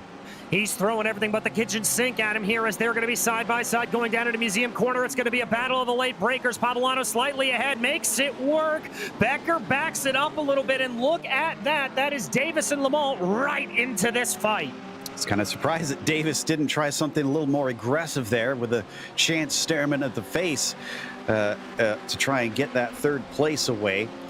But Limon, yeah, definitely right on top of it. Poutel is in there. I think they're being caught by Rob Campbell, too. Rob dominated the GT4s many seasons ago in this series and has jumped over here in the GT3s this season. Ooh, and another close run. Let's see if he's got it this time. He's certainly going to try for it. It doesn't look like he's got the guts to be able to pull out here. Doesn't quite have it up underneath him. Does Becker. Becker not going to go for the move through one. So doesn't do the same thing again this time, but he is going to try and square off the exit of the Alabama roller coaster. Comes back around onto the straight towards Charlotte's Web, and he keeps forcing the defense out of Pavolano. Keeps getting him to go to the inside. At some point, does he try to switch it up maybe? Well, I think at this point, it may be a little bit of a mental game that you just get Pavolano to commit so hard to that inside that you maybe try to get it to fake him out a little bit later on. Now, we are ticking into 25 minutes left to go. Pit stop's open, but a car off in the back. I think that's Hoskins in the 520. That's on the final corner. It's an easy place to lose it, and he did it exactly how I expected. Ooh, my goodness, back to second place once again, and he's going to try side by side into 12 and 13. Unlucky number 13, though, will keep them from wrecking. And once again, Luke Davis not willing to get a little bit more into this and just waiting to see how it unfolds. Becker now trying to get a little bit creative with his attacks. Yeah, and I think that's what he's got to do. He has seen that Pavolano was wise to the sort of standard overtaking opportunities around this twisty Barber Motorsports Park, and he is just trying to send it in where Pavolano least expects it. And we have a taker for pit stops. It's Christopher Rines. Started this race from well down the order in 20th. Remember, he came into this third in the points, so he was expecting a lot better, and is this finally going to be it? Almost fully alongside him, but no. Pavolano once again just feeds out Becker. And it's a good defense there. He knows that line is going to work. Becker just trying to hold behind here to see what he can do. It looks like he just wants to run a little bit wider there through Museum Corner every single time, does Becker, and that's compromising him here to be able to get a little bit of the draft through these fast sweepers down the back straights. This M4 has somehow become the M8 and is just ultra wide today. So that 101 machine is doing magnificent and playing the defensive role up and over the crest once again. I almost wonder if this is where Becker maybe needs to try it, is just send it deep here down to the inside before that last apex of the carousel. It's a good place to try to do it, but you really, really have to be careful on doing it. You've got to be very, very confident on your brakes and really be able to trail brake a whole lot into that corner to get the rotation that you need, Joe. It's a tricky move to do, but he may have to resort to it. Yeah, he went a little wide there. Not sure if he was caught out or if he was really trying to square off the exit of the Alabama roller coaster, but he certainly was not on the line on the entry to it. Meanwhile, this time, we finally do not see a defense from the 101 car. And behind them, they haven't quite picked up the next in line, Rob Campbell. He's still about 1.5 seconds back. They keep this up they're going to have yet another friend joining in, and I got to think eventually one of this crew is going to pop into pit lane to see if they can jump them. Well, the only problem with that, Joe, is I'm taking a look back through the field right now, and there's not really a gap of clean air that they're going to find themselves in, no matter where they pit in, unless they try to extend this out as long as possible and wait for the rest of the field to sort of separate out even more. They're going to find themselves in a whole host of slower cars. Yeah, there's a pretty decent gap between the 15 and the 20 machine, but they definitely won't be able to get out in time for that. Maybe between the 33 and the 115. And that is Wright and Gao in 20th and 21st, which might actually be about where they would come out. So there is some chances, maybe, but like you said, so many cars out here today, it's really rolling the dice unless you have the timing down pat and somebody on the box that can help guide you on when to go. Yeah, indeed, Joe. You're not really going to have the relative box, the F3 box, extend all the way that far back. And so you really need to have a crew chief or an engineer on the stand to sort of help to guide you. Again, that defensive line from Pablano coming down into Charlotte's Web. Another driver coming in from the mid-pack, the 517 of Ellis, is going to take service now. Highest driver to have pitted is currently Nick Matthews in the 55. He's running 23rd, going to make it 22nd here in just a moment. As man, I'd love for us to be able to cover some of the other battles, but this one's just been so tantalizingly close for so long. Oh, and looks like we got one right here coming off of Charlotte's Web. That was Peterson and Roth. Indeed, it was a good move there by Peterson to get himself ahead of that Porsche of Roth, and he's going to have an Audi directly ahead of him to try to catch in on who runs a little bit wide there.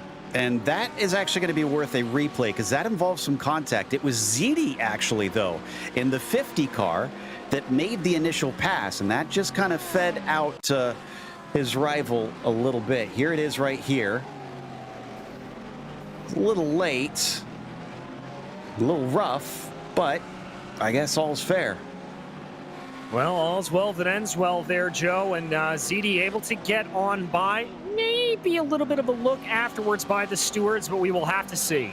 Yeah, curious to see what they think, because that's a tough call, frankly, between them on if he was close enough as they come down into the first corner. Once again, sweeping into the valley, up and over the crest, and then back down again through the Alabama roller coaster. Miguel Fonseca is also in, robbed of a fourth place finish last time out, as he was on a great run at the ring, and then unfortunately a wrecking lapped car pulled onto the track at the last moment and snagged a penalty for that as well, unfortunately.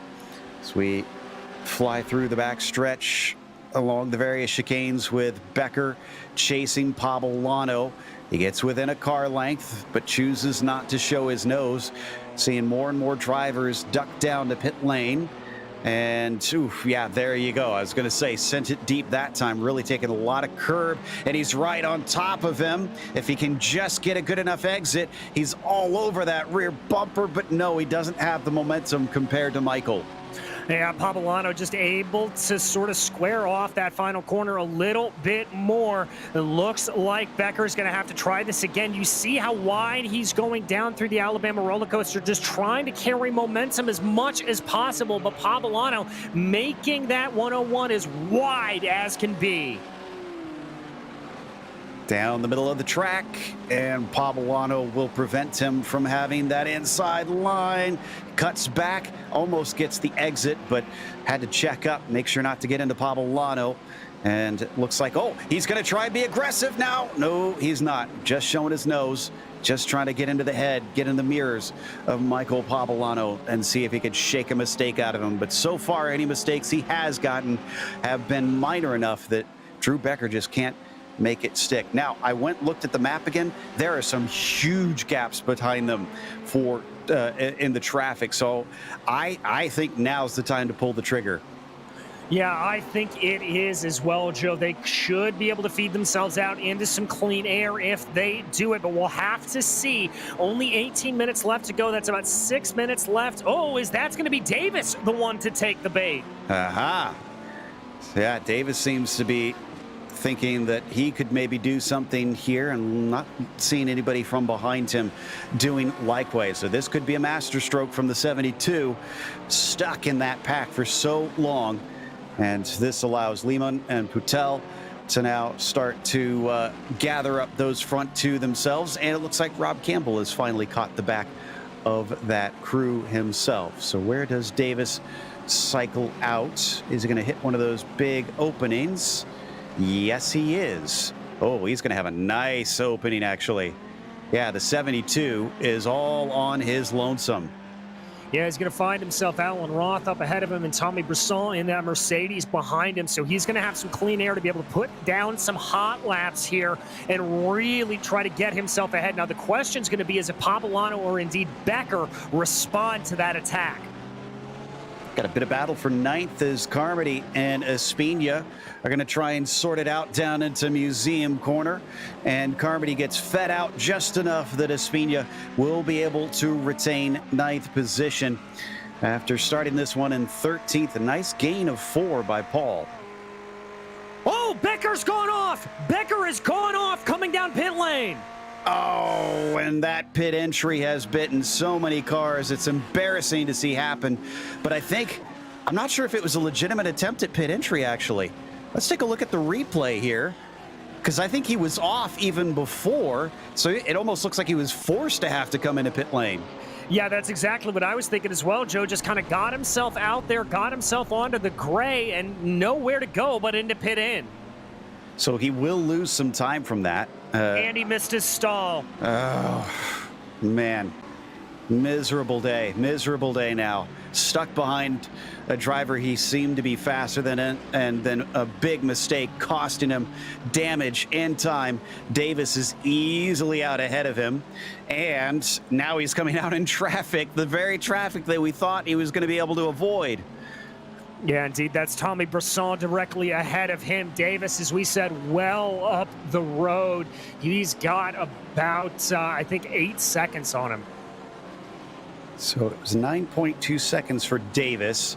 I have to watch the lap times amongst them. And, oh, yeah, he's already getting helped up there is Becker, as we got somebody else now in the lane.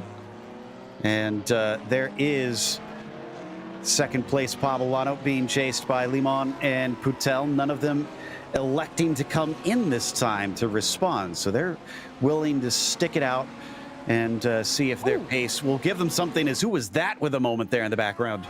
I'm not sure exactly, Joe, but that was scary.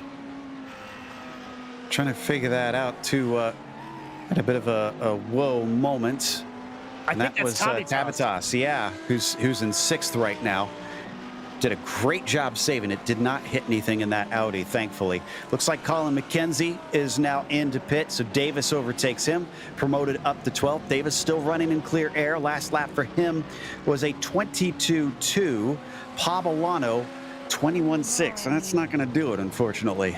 No, I don't think it is. As things continue to shuffle out here, getting to the end of that pit stop window, though, it has to be said, I anticipate all drivers coming down probably within the next 2 to 3 laps. So now it's Lemon's chance to have some screen time, because it's Putel behind him trying to give chase, and two completely different, well, not completely different cars. We got a Ferrari in it still, but Lemon running the 42 with the Porsche belonging to Ryan in the orange, gray, and white. And let's not forget about Campbell, the highest position Audi in the field as well. Indeed, and I said that Audi may be a little bit surprising here today. Obviously not able to clobber the curbs as much as the other cars, but still a good car when it comes to changing direction, and that very, very important around this twisty Barber circuit. He stayed right on the bumper as well, making sure that Caleb also has to be flawless here today. Still none of our top drivers pitting. Can often see them go as late as 10 minutes left, and sometimes even a lap more than that. But coming down through Charlotte's Web, doesn't look like anything going to be happening amongst them this time. All just staying put in a line. Davis still our highest driver to have pitted last time by 21.9 for him. Pablano 22.4. Okay, so we're starting to see some back and forth between our highest driver to have pitted and the second place driver that we think he might be trying to leapfrog.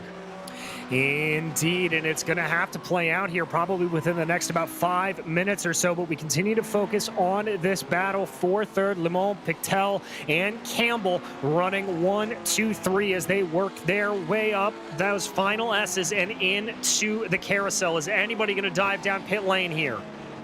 All three stay out onto the front stretch, trying to get the exit, swinging it through that banked left-hander. Nobody able to find an advantage either amongst them.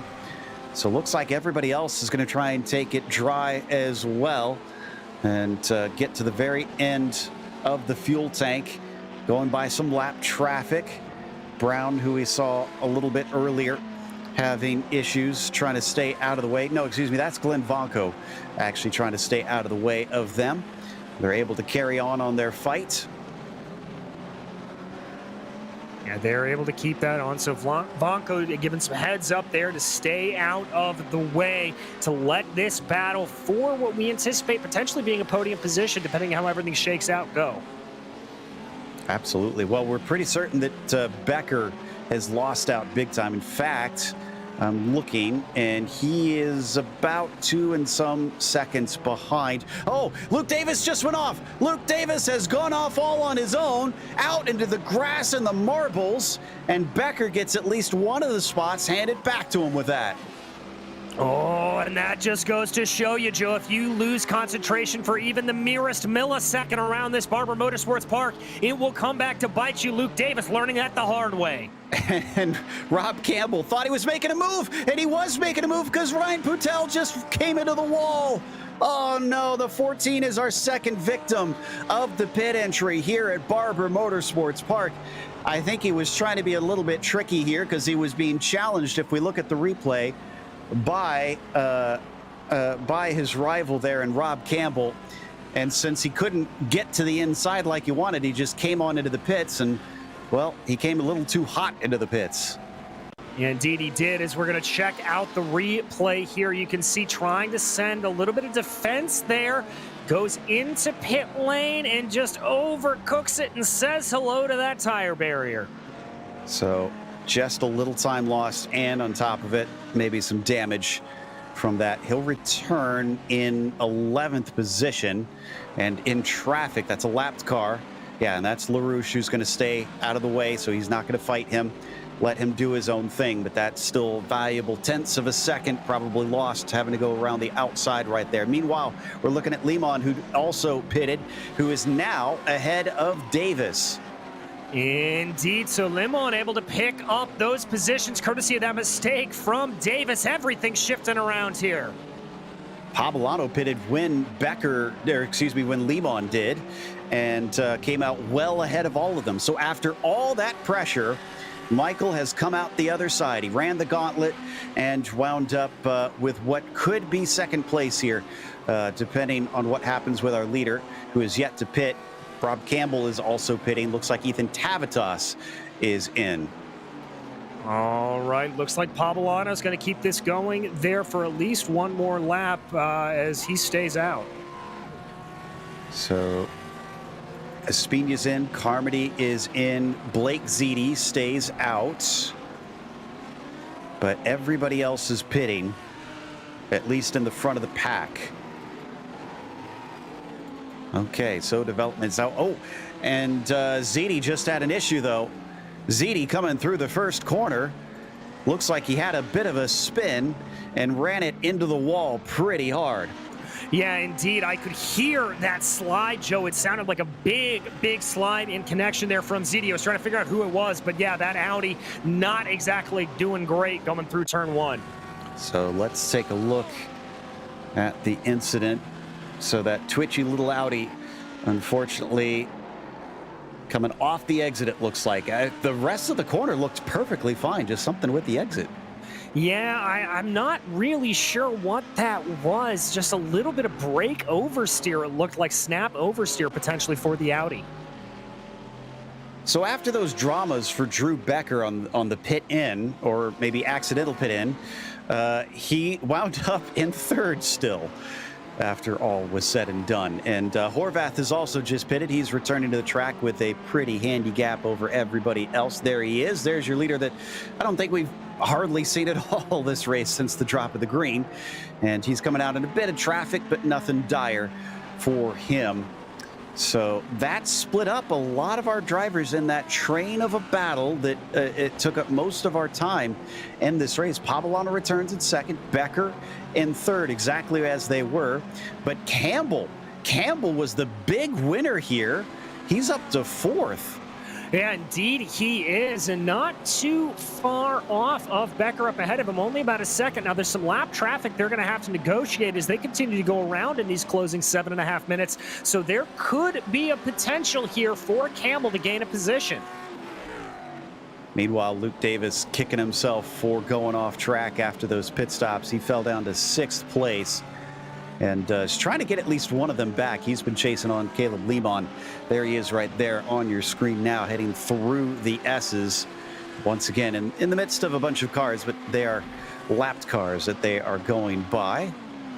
And Coutel, for those wondering, he fell to 7th with his mistake too. So it's this group, unfortunately, discovered just how hard it is to keep from making mistakes. We kept waiting for Pavolano to be the one to make it, DJ, and it's everybody else who cracked.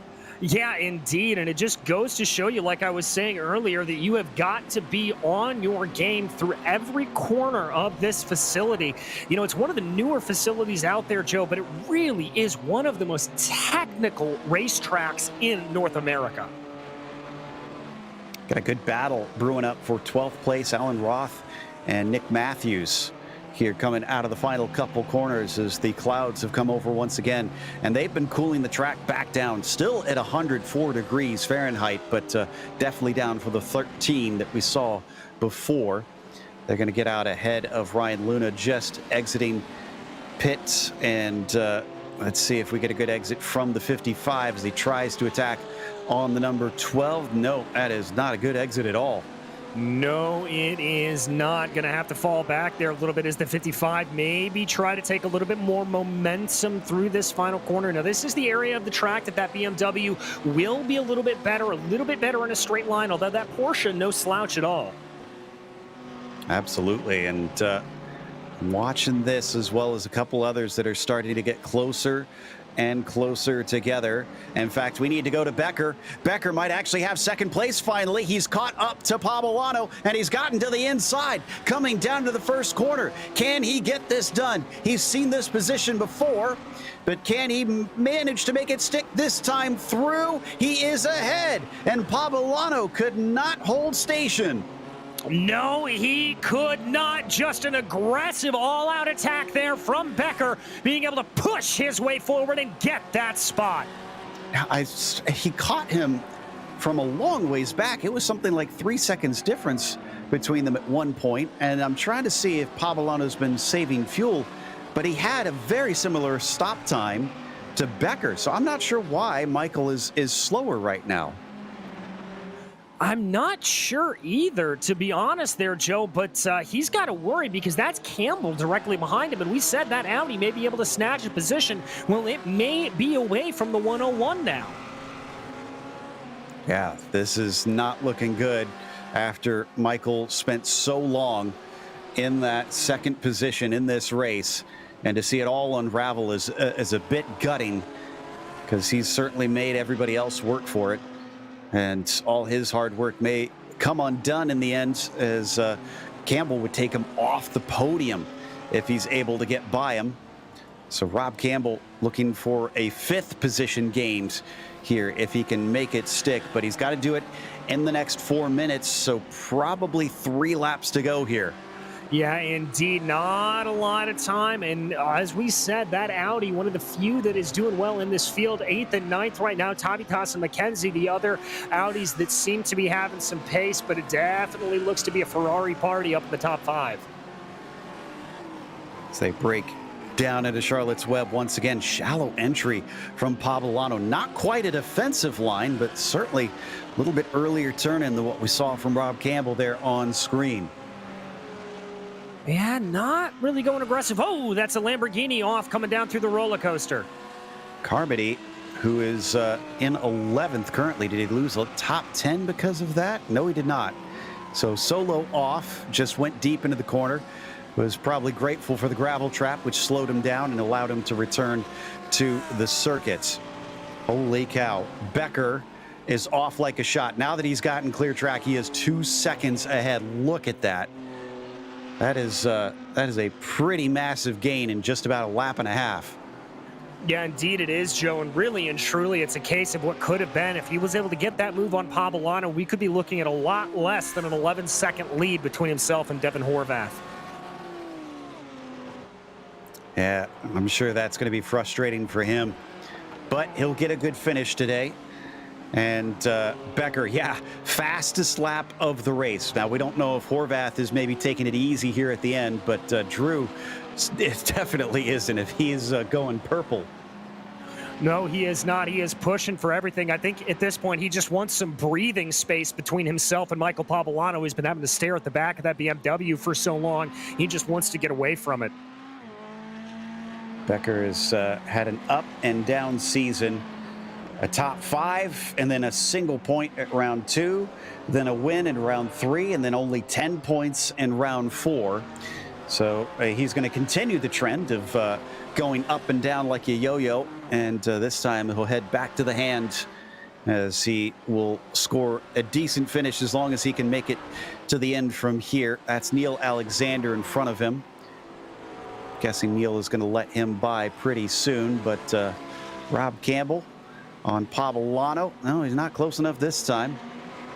And looking a little bit behind them as well. Yeah, this is Caleb Lemon inheriting that spot over Davis after his off track. And Davis, trying to be sneaky, cannot execute. No, not quite able to do it. By the way, leader crossing the line with about a minute and 25 to go. So 2 to go at the line for these drivers. I wonder if this is an extra lap that some didn't anticipate as well, because that could make it tight on fuel. Maybe that's what Poblano's thinking. Maybe he was looking ahead towards that he's saving just that little bit more compared to guys like Becker. There is Horvath coming up to Glenn Vanco to lap him yet again. Oh, and Davis and Putel just had a little bit of side-by-side heading down to the corner. And it was Davis overshooting the turn for the second time today. Thankfully for him, no, he did lose the spot. Excuse me. Putel managed to sneak by. Well, we talked a little bit about what these tires can do, Joe. Overshooting the turn like that can be a little bit of a result of just pushing too hard, losing grip in those front and rears, and the brakes and the tires not working as they should.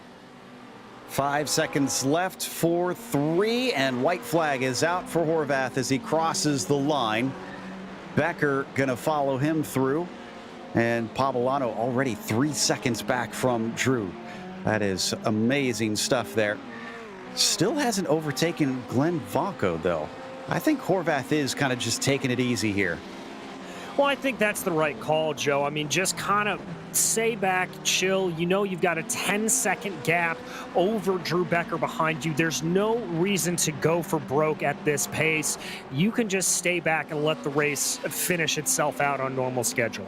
Another fastest lap for Becker last time by as well. So that's going to be a bonus point for Drew, which will definitely help him try and get back in the hunt here on the championship. He needs everything he can get, though he did not start with the pole.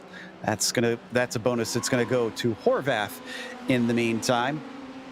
And Devin, who is about to make it win number 3 on the season, comes up and over the crest and into the carousel one last time. A little bit of cars going side by side in front of him. That's actually 4 positions, so he's trying not to interrupt that, and he's got the space to allow it. It was 10 seconds. It's come down to 7 and 6, but he's going to take the victory here in Alabama. Yet another commanding victory there for Devin Horvath. Crossing the line about 6 seconds behind him will be Drew Becker. Pablano coming across the line now to round out your podium. Oh, I think Davis is out of fuel. Davis is out of fuel. Oh no, more positions slipping through his fingers like sand through the hourglass. He'll have to settle for 8th, maybe lower. There he goes across the line just before Espina manages to get there. Oh, day going from bad to worse there for Davis as we focus back here a little bit through the field of 55, trying to hold off. That's Matthews trying to hold off Peterson to the line. And it looks like he will. So that's going to give Matthews 13th, Peterson 14th. Ooh, a lot of battling between Vargas and Brisson here. In fact, they're all side by side back in the mid-pack. It looks like Vargas is going to come out ahead in and amongst them. And oh, out of fuel, Salapudis, unfortunately, continues to drop. But, no, excuse me, Dubé. I think Dube in the 87 looks like he was maybe the one out of fuel. But Salapudis did announce over the radio that he ran out. I'm not sure where he is. He's coming. Yeah, there he is right there, the 26. Going to be the last one to the line here, I think, on the lead lap amongst our drivers, just coasting across at about 25 miles an hour. That's going to take us to a quick break. We'll come back with the unofficial results as well as driver interviews, so stick around. This is iRacing, the world's premier online racing game. iRacing puts you in the driver's seat to experience today's newest form of competitive motorsport, virtual racing, all from your home PC. Race virtually in endorsed series from NASCAR, IndyCar, IMSA, the World of Outlaws, Aussie Supercars and more. Take on legendary circuits like Daytona, Silverstone and the Nürburgring. Join iRacing's global online racing community and get on track today at iRacing.com.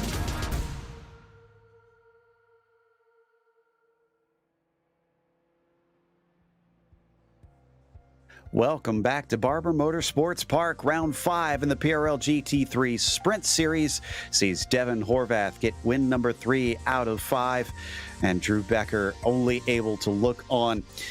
Held up quite a bit by Michael Pablano, and once he was passed, he was like a lightning in a bottle there, trying to streak away. Just ran out of time, as Pablano did finish 3rd behind him, despite mysteriously looking like he was slowing towards the end of the race. Rob Campbell, great run from 8th to 4th with consistency, but just not enough pace to get onto the podium. Caleb Lemon was 5th, and Ryan Putel was 6th. Ethan Tavitas, P7 today, was chased home by Luke Davis, who sputtered to the line out of fuel. Paul Espina was 9th, and Colin McKenzie was 10th. In 11th, it was Sean Carmody, followed by Alan Roth, with Nicholas Matthews and Dale Peterson lining up behind them. Christopher Rhines was in 15th, followed by Miguel Fonseca, with Lucio Vargas and Tommy Brisson in 18th. Eric Dube was 19th, and Alex Wright rounds out your top 20. Andrew Ellis was 21st, followed by Corey Precker, 22nd. You've got Glenn Vonko, P23. Robert Gow from 32nd to 24th. Nice gain. Salapudis, who ran out of fuel, was able to at least get across in 25th. And David Morris was the last one on the lead lap in 26th. Neil Alexander, 27th for him, followed by Blake Ziti. And then Brian Hoskins in 29th, with Jim Fitzpatrick in 30th. We had a couple other finishers, Luna and LaRouche, but everybody else was a DNF here today after a lot of drivers ran into issues out on the track. But it looks like we've got second place ready to talk to us, Drew Becker, who I'm curious to hear if he was frustrated or if he's happy with that finish, because Drew, it looked like even though you were second towards the end, you had pace to start to try and chase on Horvath. Were you being held up by Michael? So I knew I had a little bit more pace. I know Michael was definitely fast. And, you know, I'm going to give him credit where credit's due. This track already is hard to overtake on, and he made it incredibly tough. I'm sure you guys saw a couple little mistakes I made. I actually tried to pit earlier and undercut and ran into the pit wall and made just a whole bunch of issues, including going past my pit box. But Michael was fast. Crazy defense. I sent him a message saying GG's because that deserves it. Yeah, let's talk about that pit entry. Did you mean to come into the pits at that time? Because we were trying to figure out if that was a mistake or not. So I did. I wasn't really paying attention because I never really did a race on this lap or on this track in the officials this week. So I never really practiced it, never really thought anything of it. So I was just following my normal line. I'm thinking going into the pit. And next thing you know, I'm halfway on the throttle thinking I'm going to, go straight into it. I forgot that it kind of banks a little bit to the right once you get over the crest of the hill. So nice little slap of the wall. Luckily, I think it was only 8 seconds of optional repairs, so it didn't affect me much. Oh, that's incredibly lucky. So I guess on the list for next round is probably practice pit entry. Definitely. But next one out is going to be a little bit more straightforward with Road America. Do you think you have a better chance with the slipstream kind of probably keeping things closer?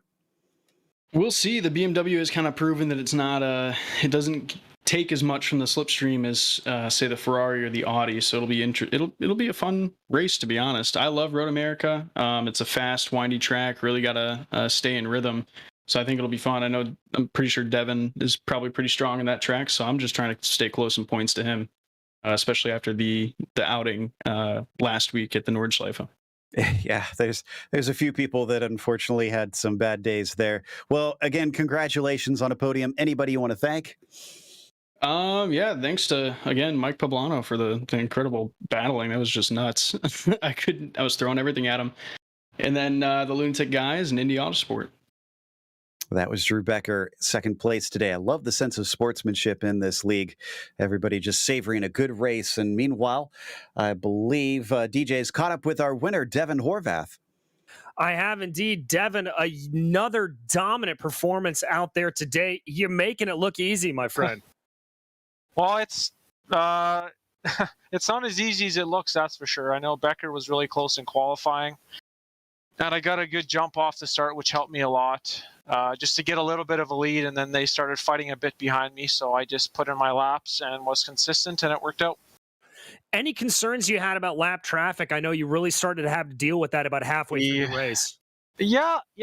I mean, definitely as the guys came around, I was a bit worried. I was hoping everybody was going to let me by, and everybody did a really good job of just, not holding me up too much, and it worked out.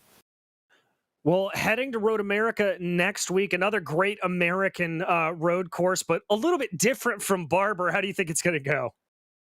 Good. I don't think we raced there last year in the PRL, but 2 seasons ago we did, and I had a pretty good result there. And I feel pretty fast at the track, so I'm hoping for another good result. Well, we wish you the best of luck, my friend. At this point, you know how it goes. Anybody you'd like to thank? Yeah, I'd like to thank my team, YS Motorsports, my family. I'd like to give a shout out to my kids again, because they've been watching the races the last couple of weeks, so they keep asking me to say hi to them on the interview after the race. And also to my wife that looks after them while I'm racing, and it's her birthday today, so an extra special thank you. Well, happy birthday to her. Thank you so much. That was your victor here, Devin Horvath. Yeah, gave her a great birthday present with a win today. As up next, we're going to talk to third, the other part of the equation with that battle with Drew Becker. It's Michael Poblano. And Michael, Drew seemed to really savor that fight, even though it looked like it did cost him. What was it like from your end? Were you nervous inside of that BMW with him constantly on the attack? Well, Joe, I think I was driving the full race using my mirrors. That's what I was doing. The name of the race today is, defend for your life. And I knew Drew was fast. I knew he has the pace on me because he was really just catching up. Amazing driver, Drew. I defended. I threw everything at him, and at the end, he just got me there. But I hope we put on a good show. That's just. I hope it was a good one. Oh, you guys absolutely put on an amazing show for us. We wanted to cover the rest of the field, but you guys wouldn't let us. So talk about that pass, though, because we were a bit surprised. It almost looked anticlimactic after such a long fight that he was able to get it done so quickly. What caused it? I think, I'm not sure if I managed my tires right, but towards the end, and that last 2 turns, I was really losing a lot of grip. So I almost lost it a couple of times, and I was thinking, you know, should I battle for this? Should I try? And if I make a big mistake, and you know, Rob is just right behind me, and he would take it. So I said, you know what, my tires are gone. I gave it a good try, and you know, Drew, I mean, he deserved second. He was fast all day, and it's too bad I held him up, because I know that he's fast. Him and Devin could have gone up there, but that's racing, I guess, right? Yes, indeed. And well, despite not being able to attend back at the ring, you obviously have that drop week to help you. So this is another bit of valuable points in those. You came in the top 5.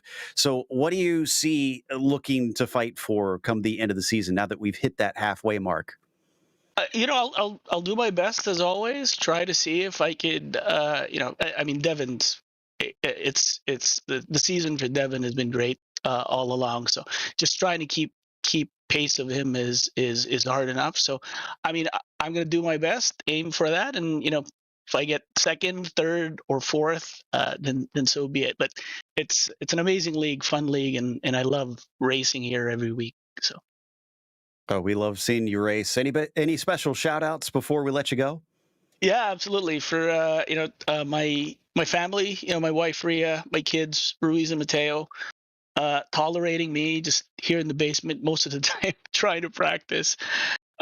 Drew Becker, amazing racer. You know, that was a lot of fun. I can't wait to watch the replays there. And you know, BMW Car Club of America, our gang at NCC and Trillium here in Toronto. So you guys, absolutely, and PRL, thank you. As Michael Pavolano, our third place finisher, and we can't wait for round 2 between those two, because man, that was something to behold. That's going to close this up, though, because we need to thank our sponsors as well, including the Majors Garage, home of free Baseline Plus setups, 24/7 coaching, and more. Check out our link in the description below and use our special discount code MajorsGSRC for 10% off.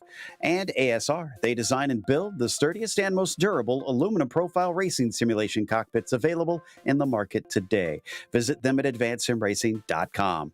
As well as RaceLab, it helps you to improve your driving skills. Start using it now for free at RaceLab.app. And ButtKicker, feel what you've been missing at thebuttkicker.com. And finally, NinjaTrader. Visit NinjaTrader.com to get started with a risk-free trading simulator to start tracking your performance. Thanks to the companies that provide the software and hardware for our broadcast listed here on your screen. And additional thanks to June Lalonde, who provides our wonderful music. Check out her Bandcamp for more great work. Thanks to the team today, DJ, Zach, and Dougie. You can find more info about GSRC at globalsimracingchannel.com or through our social media. Also, check out our merchandise store. It's gsrc.storenvy.com. We keep a link in the description below. Don't forget to subscribe to our YouTube channel so you don't miss a moment, because as we mentioned, the next time out, it's going to be Sebring at Road America, Monday, April 25th at 8:30 p.m. Eastern, when the GT3 Sprint Series returns. We also have upcoming races for other series listed on the screen, so check those out, mark them down on your calendar, and until next time, race clean, race hard, we'll see you on the track.